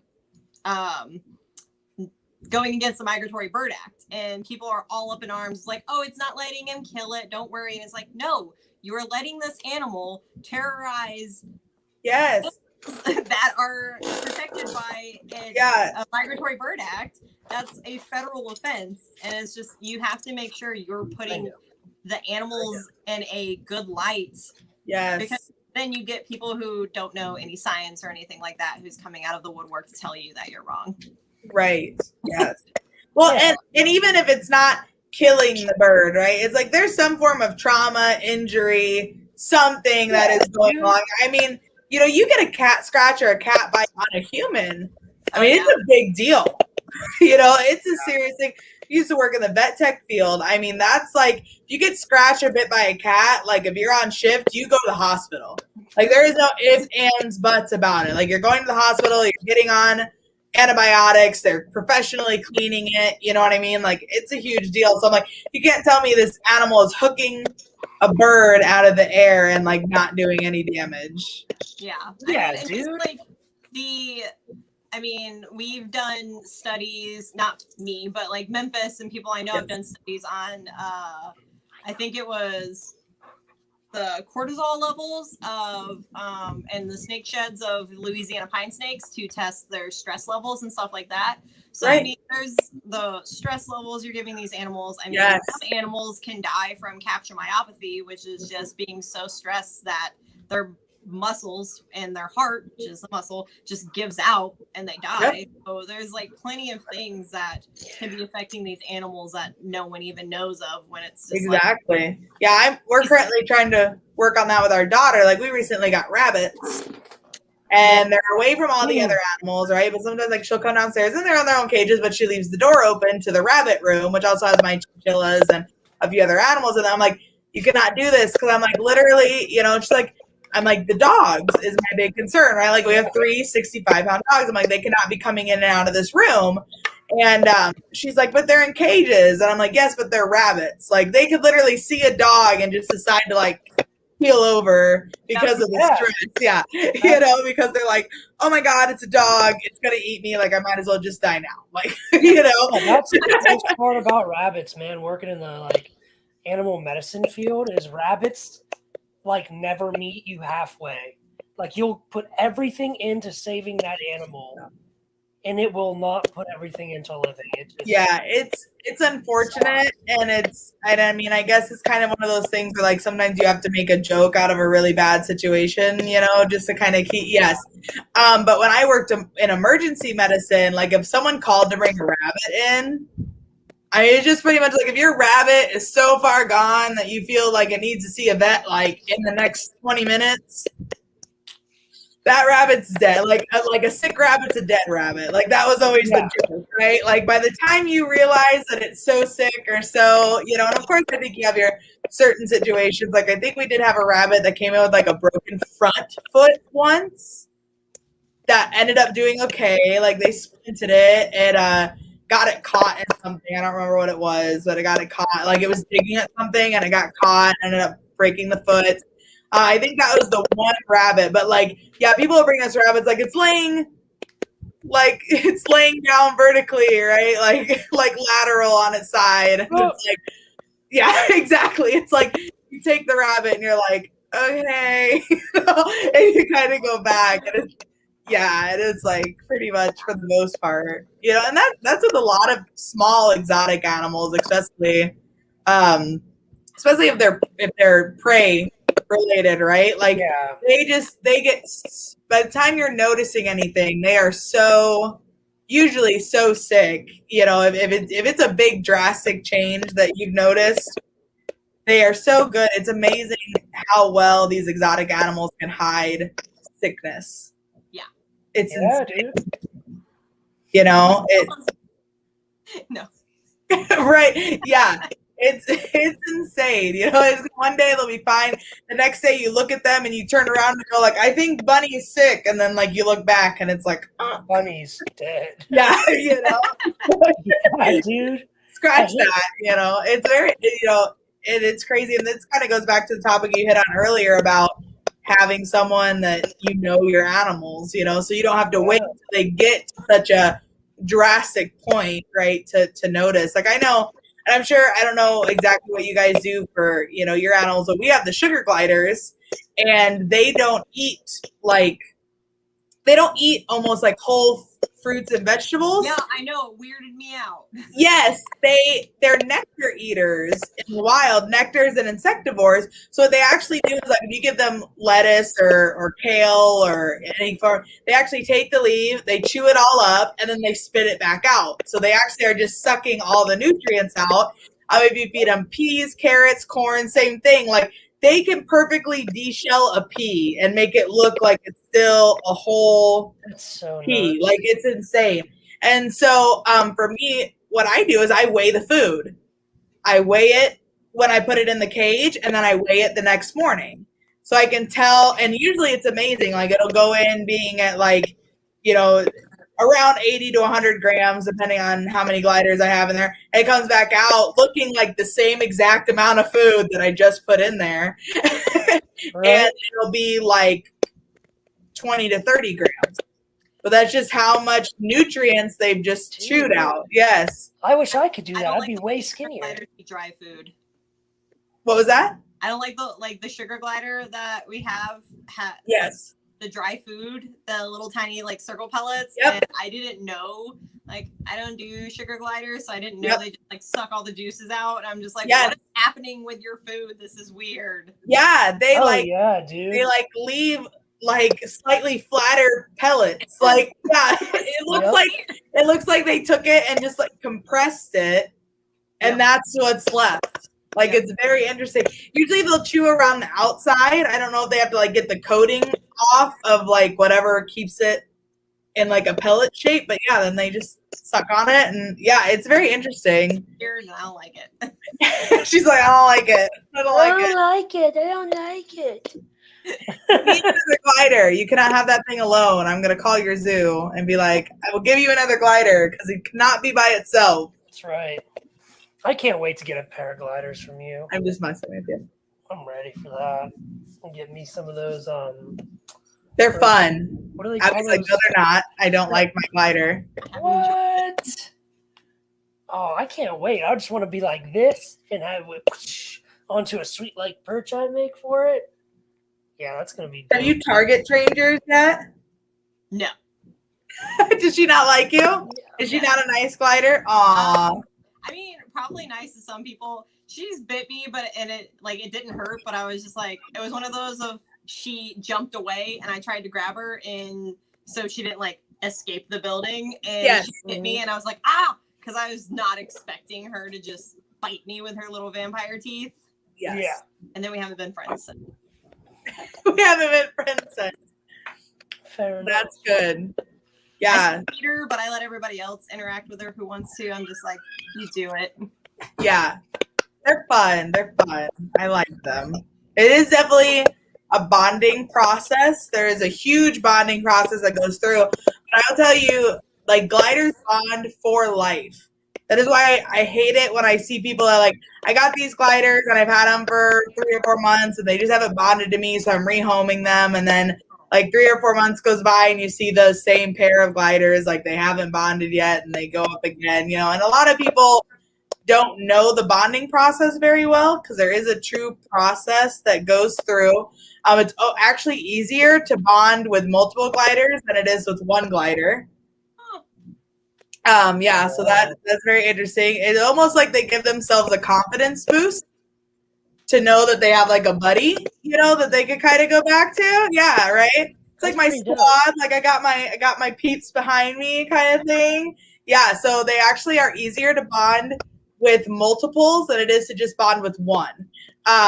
And then we also call it what we call the King Kong theory is kind of what we call it. So the bonding pouch is the best way to go. Like you literally get a little pouch that you wear around your neck. You're supposed to carry them around all the time, like for the first few weeks that you have them. But what I do tell people is to get a bonding pouch that's bigger than their cage pouch, because you really want to try to not reach in and grab them. Like you want to be able to just take the pouch down, put it in the pouch. That's why we call it the King Kong theory. We're like, all right, you're sleeping in your bed, right? You're just there, you're chilling, you're sleeping in your bed, and this monster reaches through your window and grabs you out of bed. Like, what are you going to do, right? I feel bad for that monster. I'm gonna piece him up, dude. Yeah, you know, it's like you're gonna fuck his ass up. You're gonna bite, right? You're gonna do everything in your power to get away from the big scary monster. So the biggest thing is, you know, the least you could, you know, the grab in there, you know, if you have a big pouch or something, we always say to invert it. Like if you've got a bonding bag, try to invert the pouch so that they just go down in the pouch so that you're not actually making physical contact. Yeah. So some interesting stuff. But yeah, I've got a pair of gliders. I'm really good friends with the breeder. I probably hadn't gone to see him for like a couple years. I decided to bring my gliders with me. They hadn't seen him in probably 18 months. It was a breeder that, you know, raised them and everything. Of course, they stay with parents, but we kind of go through a bonding process with the Joeys.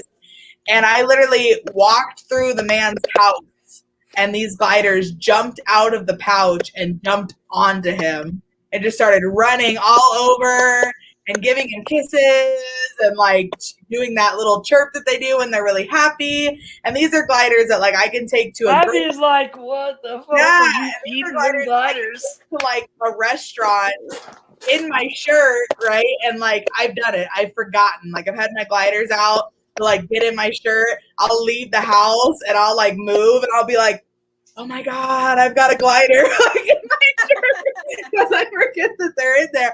And I'll go through my whole day out of the house, grocery store, restaurants, like whatever. But them they'll just stay. They'll peek out every once in a while, you know, but once they're bonded, it is very like, they are very attached. They don't just get up. They're not, you know, I want to say like dogs are super bonded too, but like if a dog smells something that's really interesting, they'll be like, hold on, Dad, like I'll be right back. I'm going to go check this out. Gliders are like, nope, you're my person. Like you're my safe space. I'm going to stay right here with you the whole time. So they're pretty cool. But again, it takes time to get to that point. Yeah. You know, it's definitely they definitely make you work for it. I'm gonna let that be someone else's job. Yes, for sure. I have to do the same thing with my hedgehog, man. I have to put like, pieces of my clothes in my hedgehog's pouch so she smells me. She'll like anoint herself, so she'll like lick me and then salivate and then spit all over herself. So she smells like me. Study, I know. Study still can't figure out why they do that. And then I don't know. I'm just now also being able, like, actually today, a couple hours ago was the first time that I was able to come in from above, put her food down, pet her head without her spikes going flat and raised, and then she just went over and she has long tongues, you know, like kinks do. Yep. Up on her food. Yes, I like that representation. Yes. See, it's just positive reinforcement. Yeah, it really is. For sure. Just positive reinforcement, consistency, time, patience, and love. And dedication. Love is the most important. And a little bit of chemical X. Create the Powerpuff Girls. Oh yeah, that's right. Sugar, spice, everything nice.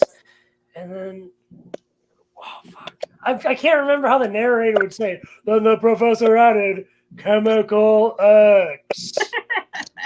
Oh, I could see the intro in my head right now. It gets all dark when he adds the chemical X. Yeah. Oh my gosh. And then there's all right, Abby. We're approaching 2 hours here. I've got one more question for you, and then we do what we call like a revolution round, which is just like fast questions you're supposed to answer right off the top of your head. God, okay. So, my last question, real question for you, is in your professional opinion, when it comes to animal keeping, what separates like the average Joe from a professional? I would probably say just separating ourselves from someone who just says they want something and goes and gets it. I mean, I have been that person before I became a zookeeper. I mean, I saw a chinchilla at a pet store. I wanted the chinchilla. I bought the chinchilla. Had no idea. He's still kicking it though. I just found out he is 15, so he is way past life expectancy. Wow. Yeah, that makes me hopeful for my chinchilla. Shit. But, definitely just putting the research and effort and time into things. And like, I'm in a lot of groups on Facebook. Just, I'm always trying to advance my knowledge. The animal industry is always changing. New scientific research and journals come out all the time about maybe this food was the best, but then this one's coming out and we think this one's better, and trying to contrast and compare everything. And mostly just that and research and getting things set up and trying to be prepared in place before getting the animal instead of doing it backwards. Yep. Which I think we're all guilty of at one point or another. But yes, definitely makes and you know, definitely makes a huge difference for sure. I mean, it's definitely different if you're like, oh man, that cute kitty in the window, and you take it home. But like, I mean, there's so many people. I'm in the sulcata group on Facebook, and they buy a baby sulcata, and then they're just like, "What do I do?" And it's like, why didn't I mean? Yes, That's a commitment for many, many years, not just. yes. Well, and it's interesting because we've had baby sulcatas before that we sold at pet shows and stuff, and I literally tell people, you will have to will this to your grandchildren. Yeah. Like, not your children, your children's children. I'm like, that is how long of a commitment you are talking about. And, we talk about size and all that kind of stuff. And I have seen other people that are like, oh, no, they only get, about this big and they only live about 20 to 25 years. I'm like, well, yeah, maybe if you keep them in an aquarium with no heat and not like, they might only get that big and they might only live 20 to 25 years, but that's not their life expectancy, or that's not, we were actually at the last Arlington show. I don't know if you were with Kyle at this point, but he was looking at an Asian water monitor on someone's table, and the lady walked up to him and was like, are you interested in the monitor? And Kyle was like, no, I'm just kind of just looking or whatever. And she's like, well, they make great pets and they only get 2 to 3 feet long. And Kyle was like, really? Because I have an Asian water monitor at home. Ah! And she turned like stark white. It was just like, well, I guess they might get a little bigger than that. And I'm like, a little bigger? Like, this is an animal that's 10 to 12 feet with its tail. Yeah. And weighs like 100 to 150 pounds if it's a male, Like, that's why, we're currently in the middle of, we got our Asian water monitor because someone just dropped him off on our table at a show. So that's how we ended up with ours. But, we're currently in the middle of building a 1,500-gallon pond in our basement in an 8x10 room for this monitor. He's only about 3.5, 4 feet long right now, but we know the fact that he's going to get to be gigantic, Yeah, so going back, and that's my also thing, like, do your research yourself. Don't always listen to the people that are trying to sell the animal, right? I've heard so much bad information, especially from pet stores, and even from vendors and stuff, as unfortunate as it is, I mean, and that's the thing is, like, again, at Arlington, I bought my dream snakes. I was able to finally find Mexican burrowing pythons, my favorite snakes in the entire world that I worked with at Memphis. I told myself it's my dream to get them. That's awesome. And the guy, I mean, they were probably imports, and I try my hardest not to support that, but it's just like, I knew going in they're probably imports, and all that stuff, and I'd rather like source sustainable animals if I'm getting them. Of course. But this guy didn't know he was selling me. Like, he was just trying to make stuff up, and he was like, yeah, this one is probably really young, and I was like, actually, when it gets like that, I mean, it means it's like an older snake. And he was just like, yeah, they don't really get that big. And I was like, that's weird, because the one I worked with was like, he lived to be in his 30s and he was a pretty big snake, like, yeah. And, like, our thing is like, Mexican burrowing pythons look like sunbeam snakes, so people try to sell off sunbeam snakes as them and all of this fun stuff. So I mean, knowing what you're looking for in an animal also definitely helps when purchasing. And I would also say, guys, if you go up to someone's table, with the exception of a few big breeders, right? If they're selling 20, 25, 30 different species of animal, you got to be a little iffy. Make sure they're actually someone reputable, because the chances that they're importing all these different kind of animals and then throwing them on the table is pretty high. I would say, like, exceptions, right, would be almost like, even, someone like maybe Brian Barczyk, Nerd from, Kevin from Nerd.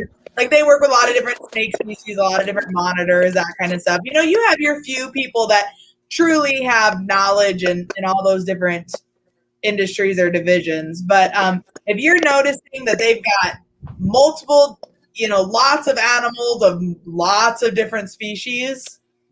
Yeah.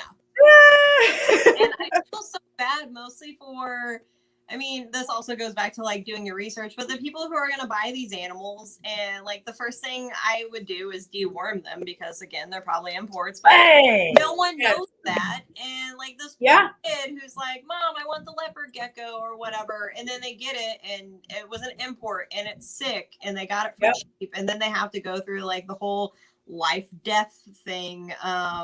So I don't know. It's hard. And the animal doesn't deserve that life, but also it's heartbreaking for the person who maybe actually was going to put the time, effort, and commitment into it and ended up like that. And it discourages them. Yes, for sure. Unfortunately, I don't work with red pandas, but I know someone who does. So, you know, I can always find a hookup anywhere. Yeah, there you go. Oh my gosh, you're gonna get Kenny all excited. That's his favorite animal. Yeah, but no, that's a great example. I mean, we dewormed our Asian water monitor. We actually still deworm him twice a year per our veterinary recommendation, just because we feed live whole prey items. So, like, I would love to say that I know the knolls that I'm buying from the store are coming from a reputable breeder, right? But the chances are the $5 a knoll that I am buying from the store is either wild caught or being mass produced somewhere or whatever the case may be. Florida, they're just catching them and like exactly. And another place that we buy a lot of our feeders from are like bait shops. We buy like the silver-sided minnows, and I mean, guys, if you've ever seen like a fishery, they are not. Like I don't like fish in general, but there's a second reason why I am just not a big fan of eating fish. And we used to live near a fishery. The smell carries for miles. I mean, the ponds are so disgusting. You know, it's like, there's some truth into what you put in is what you get out. Like we talked about that with what we put in our animals is what we get out. Yeah. It's the same with what you eat, you know. I won't eat fish. I won't eat fish because there's no such thing as sustainable fishing. And with what's going on with the coral reefs right now, and I can't support that industry. So as much as I think it tastes good, but I ain't gonna eat it. But then you're making sustainable choices in your life. I make very extreme choices, so this is one of my better ones. But if everyone would consider things like that and make sustainable choices, even like shopping differently, like every year for Halloween, we try to promote like palm oil free candy and stuff like that. Just little things like that. I know everyone's always like, well, big corporations. And I'm like, yeah, I know. And people are trying to get the big corporations to change. But, if every person maybe did one less thing or changed something about their lifestyle, it would help in the long run. Yeah. Oh, yeah. Especially like you said, if everyone, think about it. If all the billion people in the world did one thing, it would be huge. Like, I know we personally have been trying to purchase things with less plastic. Yeah. Guys, it is so hard. Like you buy paper towels that are wrapped in plastic that are wrapped in individual plastic bags. You know what I mean? It's the worst. Dude. Why are we double wrapping these, in the plastic bags? Or and as much as I love it, and I know a lot of people are doing it for like COVID reasons, I wish they could kind of figure something out differently. Even if we had to like load it ourselves, I would be good with it. But a lot of people have been doing like the online grocery ordering. Dude, I do not need a bag for every can of whipped cream that I buy.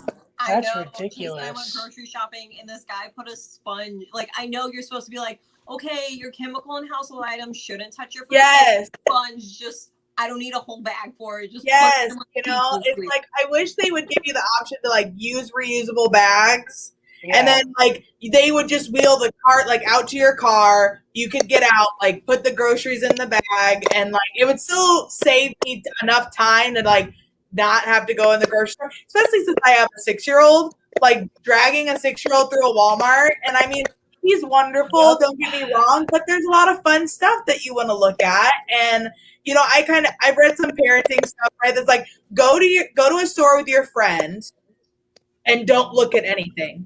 Like you have to follow that friend the whole time. You can't stop. You can't look at anything that you want to look at. And that's how people expect their kids to behave at a store, right? It's like, no, they're going to want to look at the cute pink pony and they're going to want to look at the pretty bottle or whatever, you know? I'll still like, do that.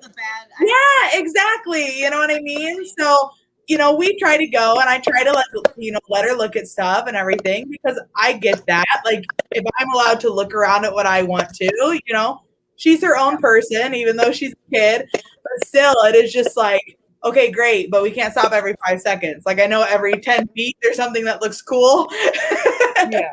But yes. But when you tell yourself, you can be like, man, yeah, you're right. But when you tell your child no. Right. Yes, exactly. Yeah, for sure. And then you like almost feel bad because now by the time you get to 10 feet inside the door, they've asked for like 20 things and you've been like, no. You know, eventually you're like, Jesus, I have to give in to something. Like, okay, you can get the $2 sucker. Like, I don't care. Like, you know, I feel bad. You've been so good. I've told you no, like at everything you've even looked at, you know.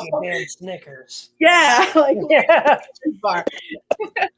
And then you get them a Snickers bar, so you're like, man, I need a Snickers bar.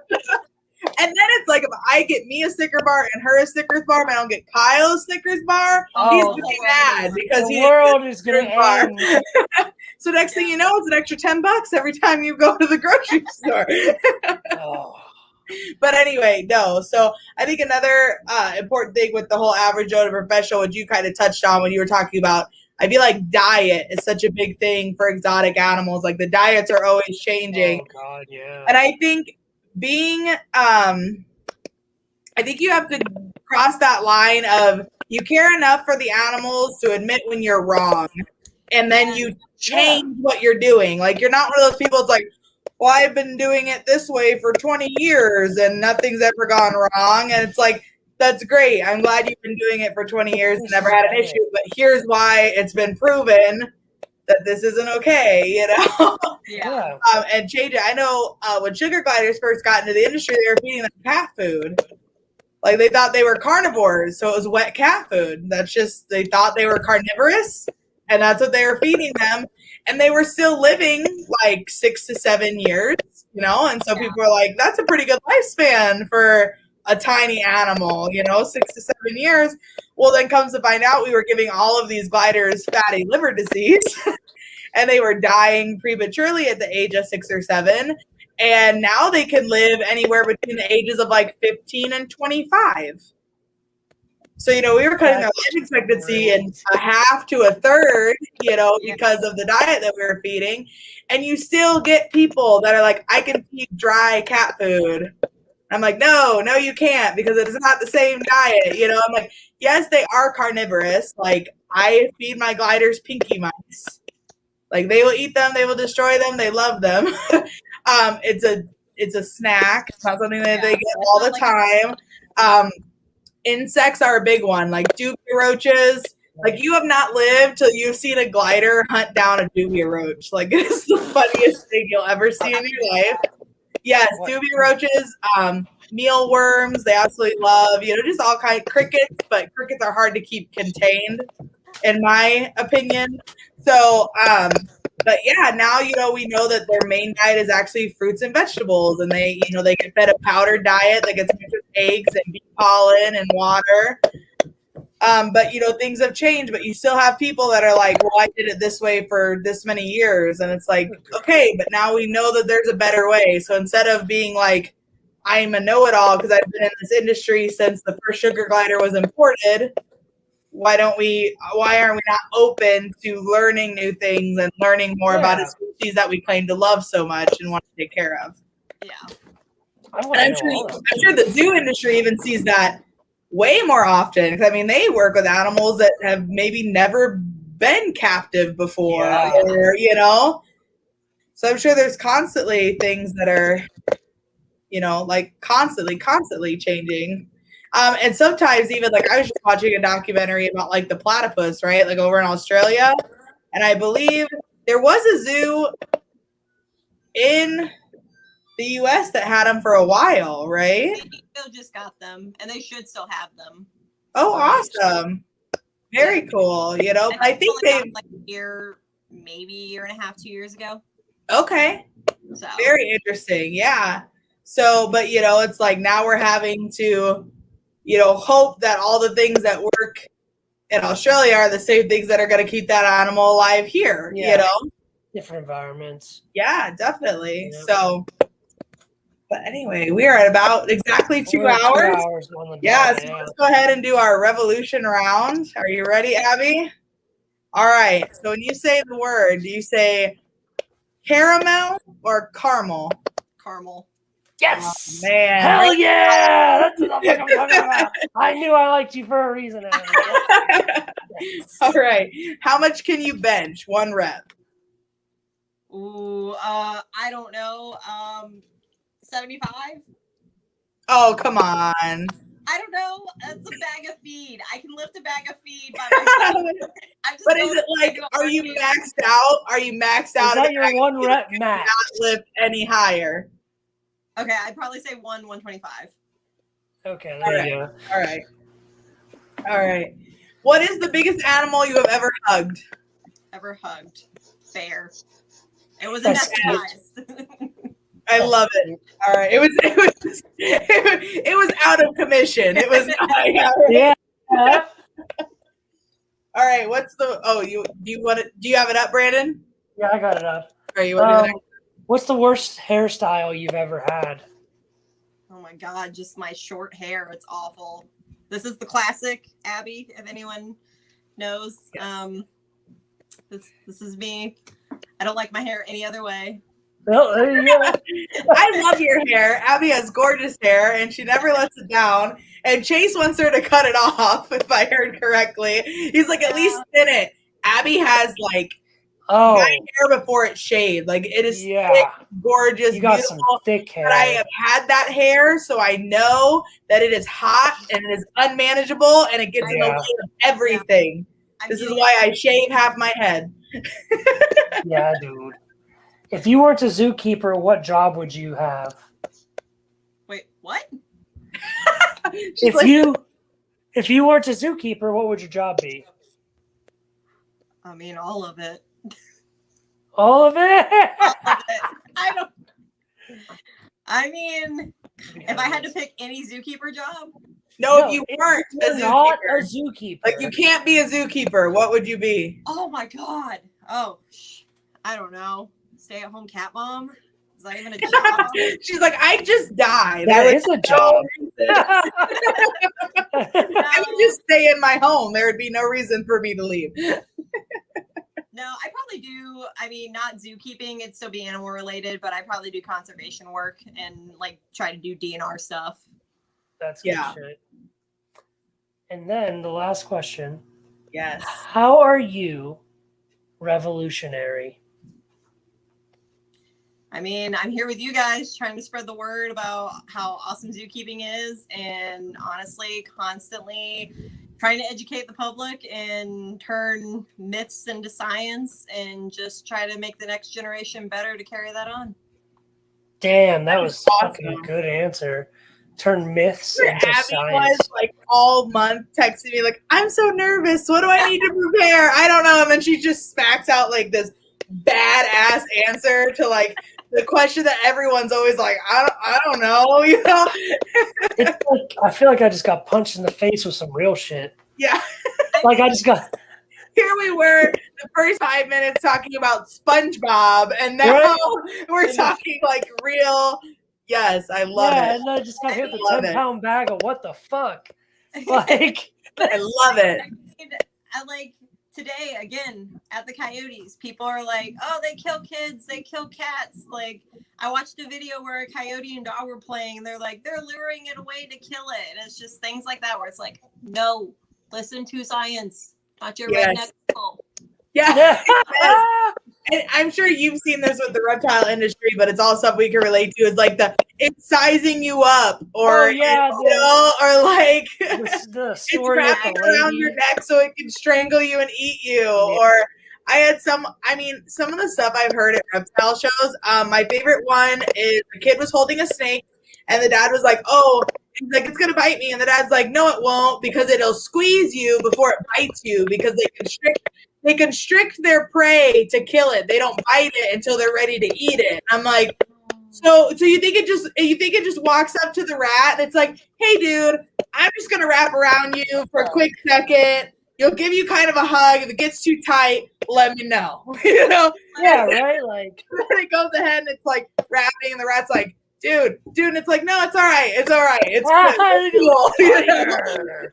And then after the rat dies, they're like, all right, now I'll bite you and eat you. Like, that was interesting. And then there was another little kid, and I kind of feel bad for, I'm sure you get this too, like you feel bad for children. Like, I'm sure you hear kids ask questions to their parents, and then their parents give them like this outrageous answer, right? Yeah. So the one that I had was like, the kid came up and was like, looked at her dad, was like, Dad, why are snakes so bendy? Right? Because they are, like, they can move. He's like, like 3 or 4, you know, she's little, you know, why are snakes so bendy? And he's like, oh honey, because snakes don't have any bones. Damn. And I'm like, everything I've learned is a lie. Yeah, I know. I was like, and it's one of those moments where you're like, do you even say something? Because they're really not directly talking to you, you know, like they're just happen to be hanging out. But then I'm also like, this child is going to go through her whole life thinking snakes don't have bones, you know? I mean, I will admit, I'm the person where, like, if I'm at work and I'm doing something and I hear people talking absurdness, I'm just like, actually, with like the glasses and the lip, actually, you're wrong. So that's the route I took. I was like, excuse me, actually, you know, they do have bones. They have vertebrae and, you know, and ribs. Just like we're bendy in the ribs, right? Like we're bendy. That's the same, you know. Our back moves and our ribs move, right? You know, that's the same thing. The snakes, you know, have bones. Now please stop squeezing it before you break it, you know? Like, right. Just, you know, and he's like, oh no, I thought they were just all muscle. And I was like, well, what's wrong? I mean, what does muscle attach to? Right? Exactly. Like, that was my thought. I'm like, so they're bone, just tendon, muscle. Yeah, I like, it's just you know, what, just like a tube of muscle? Yeah, right. Yep. I wish that was all right. my body. All right, you know. See, when I do shit like that, I get called a know-it-all. But you're just a know-it-all. Like, no, I'm not a know-it-all, but I know a little bit about a lot of things. What the fuck I'm talking about? Yeah. Yes. Yeah. Mm-hmm. I know more than you, dumb bastard. I get real angry. It's the Mexican. I can put on like that really fake customer service voice, you know, and talk to people, and I can be like really professional and really sweet and not belittling. Like Kyle can't do that. Like he's a know-it-all because he has no emotion. He has no emotion. Like he's a very stoic dude, you know? Yeah, he is. And, it's funny because people will call me and I'll be like, you know, hi, it's Liz from Royal Reptiles. How you doing today? You know, and I like turn it on, and he'll just sit there and watch me for a little bit, you know, and then I hang out. But he's like, it still amazes me to this day how you can like flip that customer service switch. Like you can go like from being like this to being, And I'm like, yep, 2 different people. I might even be friends with the person at work, but the first time I see you, I say hi with my customer service voice, and then hi, what up? Yeah, exactly. Hey, what up? Yeah, I feel like some people, like I'm sure Brandon even knows this, like that point where you switch over, right? Like when we used to talk, it used to be like, all right, like you're another person in the business, like we're really professional, you know, and then now it's like, hey, what's up, fucker? You know, like and it's like, you want to hear my deepest, darkest secrets? Yeah. That's what Brandon and I do after this. We get off, we turn off all the lights, and we're like, all right, we're going to talk about all of our deep, dark secrets. Yeah, that's what we do. We have to share, Ooh, no. It's so good. You guys want to know who kills JFK after this? my gosh, yes. Stay on. Yes. I'll let you know if aliens are real, and I'll tell you who killed JFK right Yeah. after we I'll get bring off my the live. crystals. They Yeah, do. right. Hop But off. if I'm dead before Arlington, now you know why. Hey, internet, it's out there. Everyone knows. Oh my god. Make sure they Oh don't my take the gosh. video. Save All this on right. graphics Like card and just in case. subscribe. Yes, be sure Right. to like, share, subscribe. Follow Abby on Instagram. It's Abby's Abbosaurus Source Rex, Rex. which I absolutely freaking love it. Yeah, Do you I have know, a right? photography page, or do you post everything I on post your? all of Perfect. that. Perfect. Her is information is in the perfect. description down below. Yellow River is also down below, their Instagram and their website. So, Abby, we appreciate so much all the information you had to share with us tonight and for giving us your time and coming on. I'm excited I got to talk to you before Arlington because I miss you all desperately. And I am very upset that you could not come down to see me when I am in Florida because the next week you are leaving for Alaska. And not only am I upset, but I am very, very jealous. Sorry. So, Chase wanted to work so bad, but I was like, we're going to Alaska. just a day. You know what? To be honest, we were planning on spending an extra few days in Florida, but maybe I'll just convince Kyle to drive back up through Georgia, and then we'll shoot over. Because how far are you guys from St. Augustine? Oh, 8 hours. Oh, that's Chase. Never mind. Yeah. Anyway, with that, thanks, Bye, Abby. the husband. Appreciate all. See you soon. See you soon. Yes, bye. All right. That was awesome. That was one of our first not completely reptile related interviews. Yeah, dude, that was Just that life, like I would love it.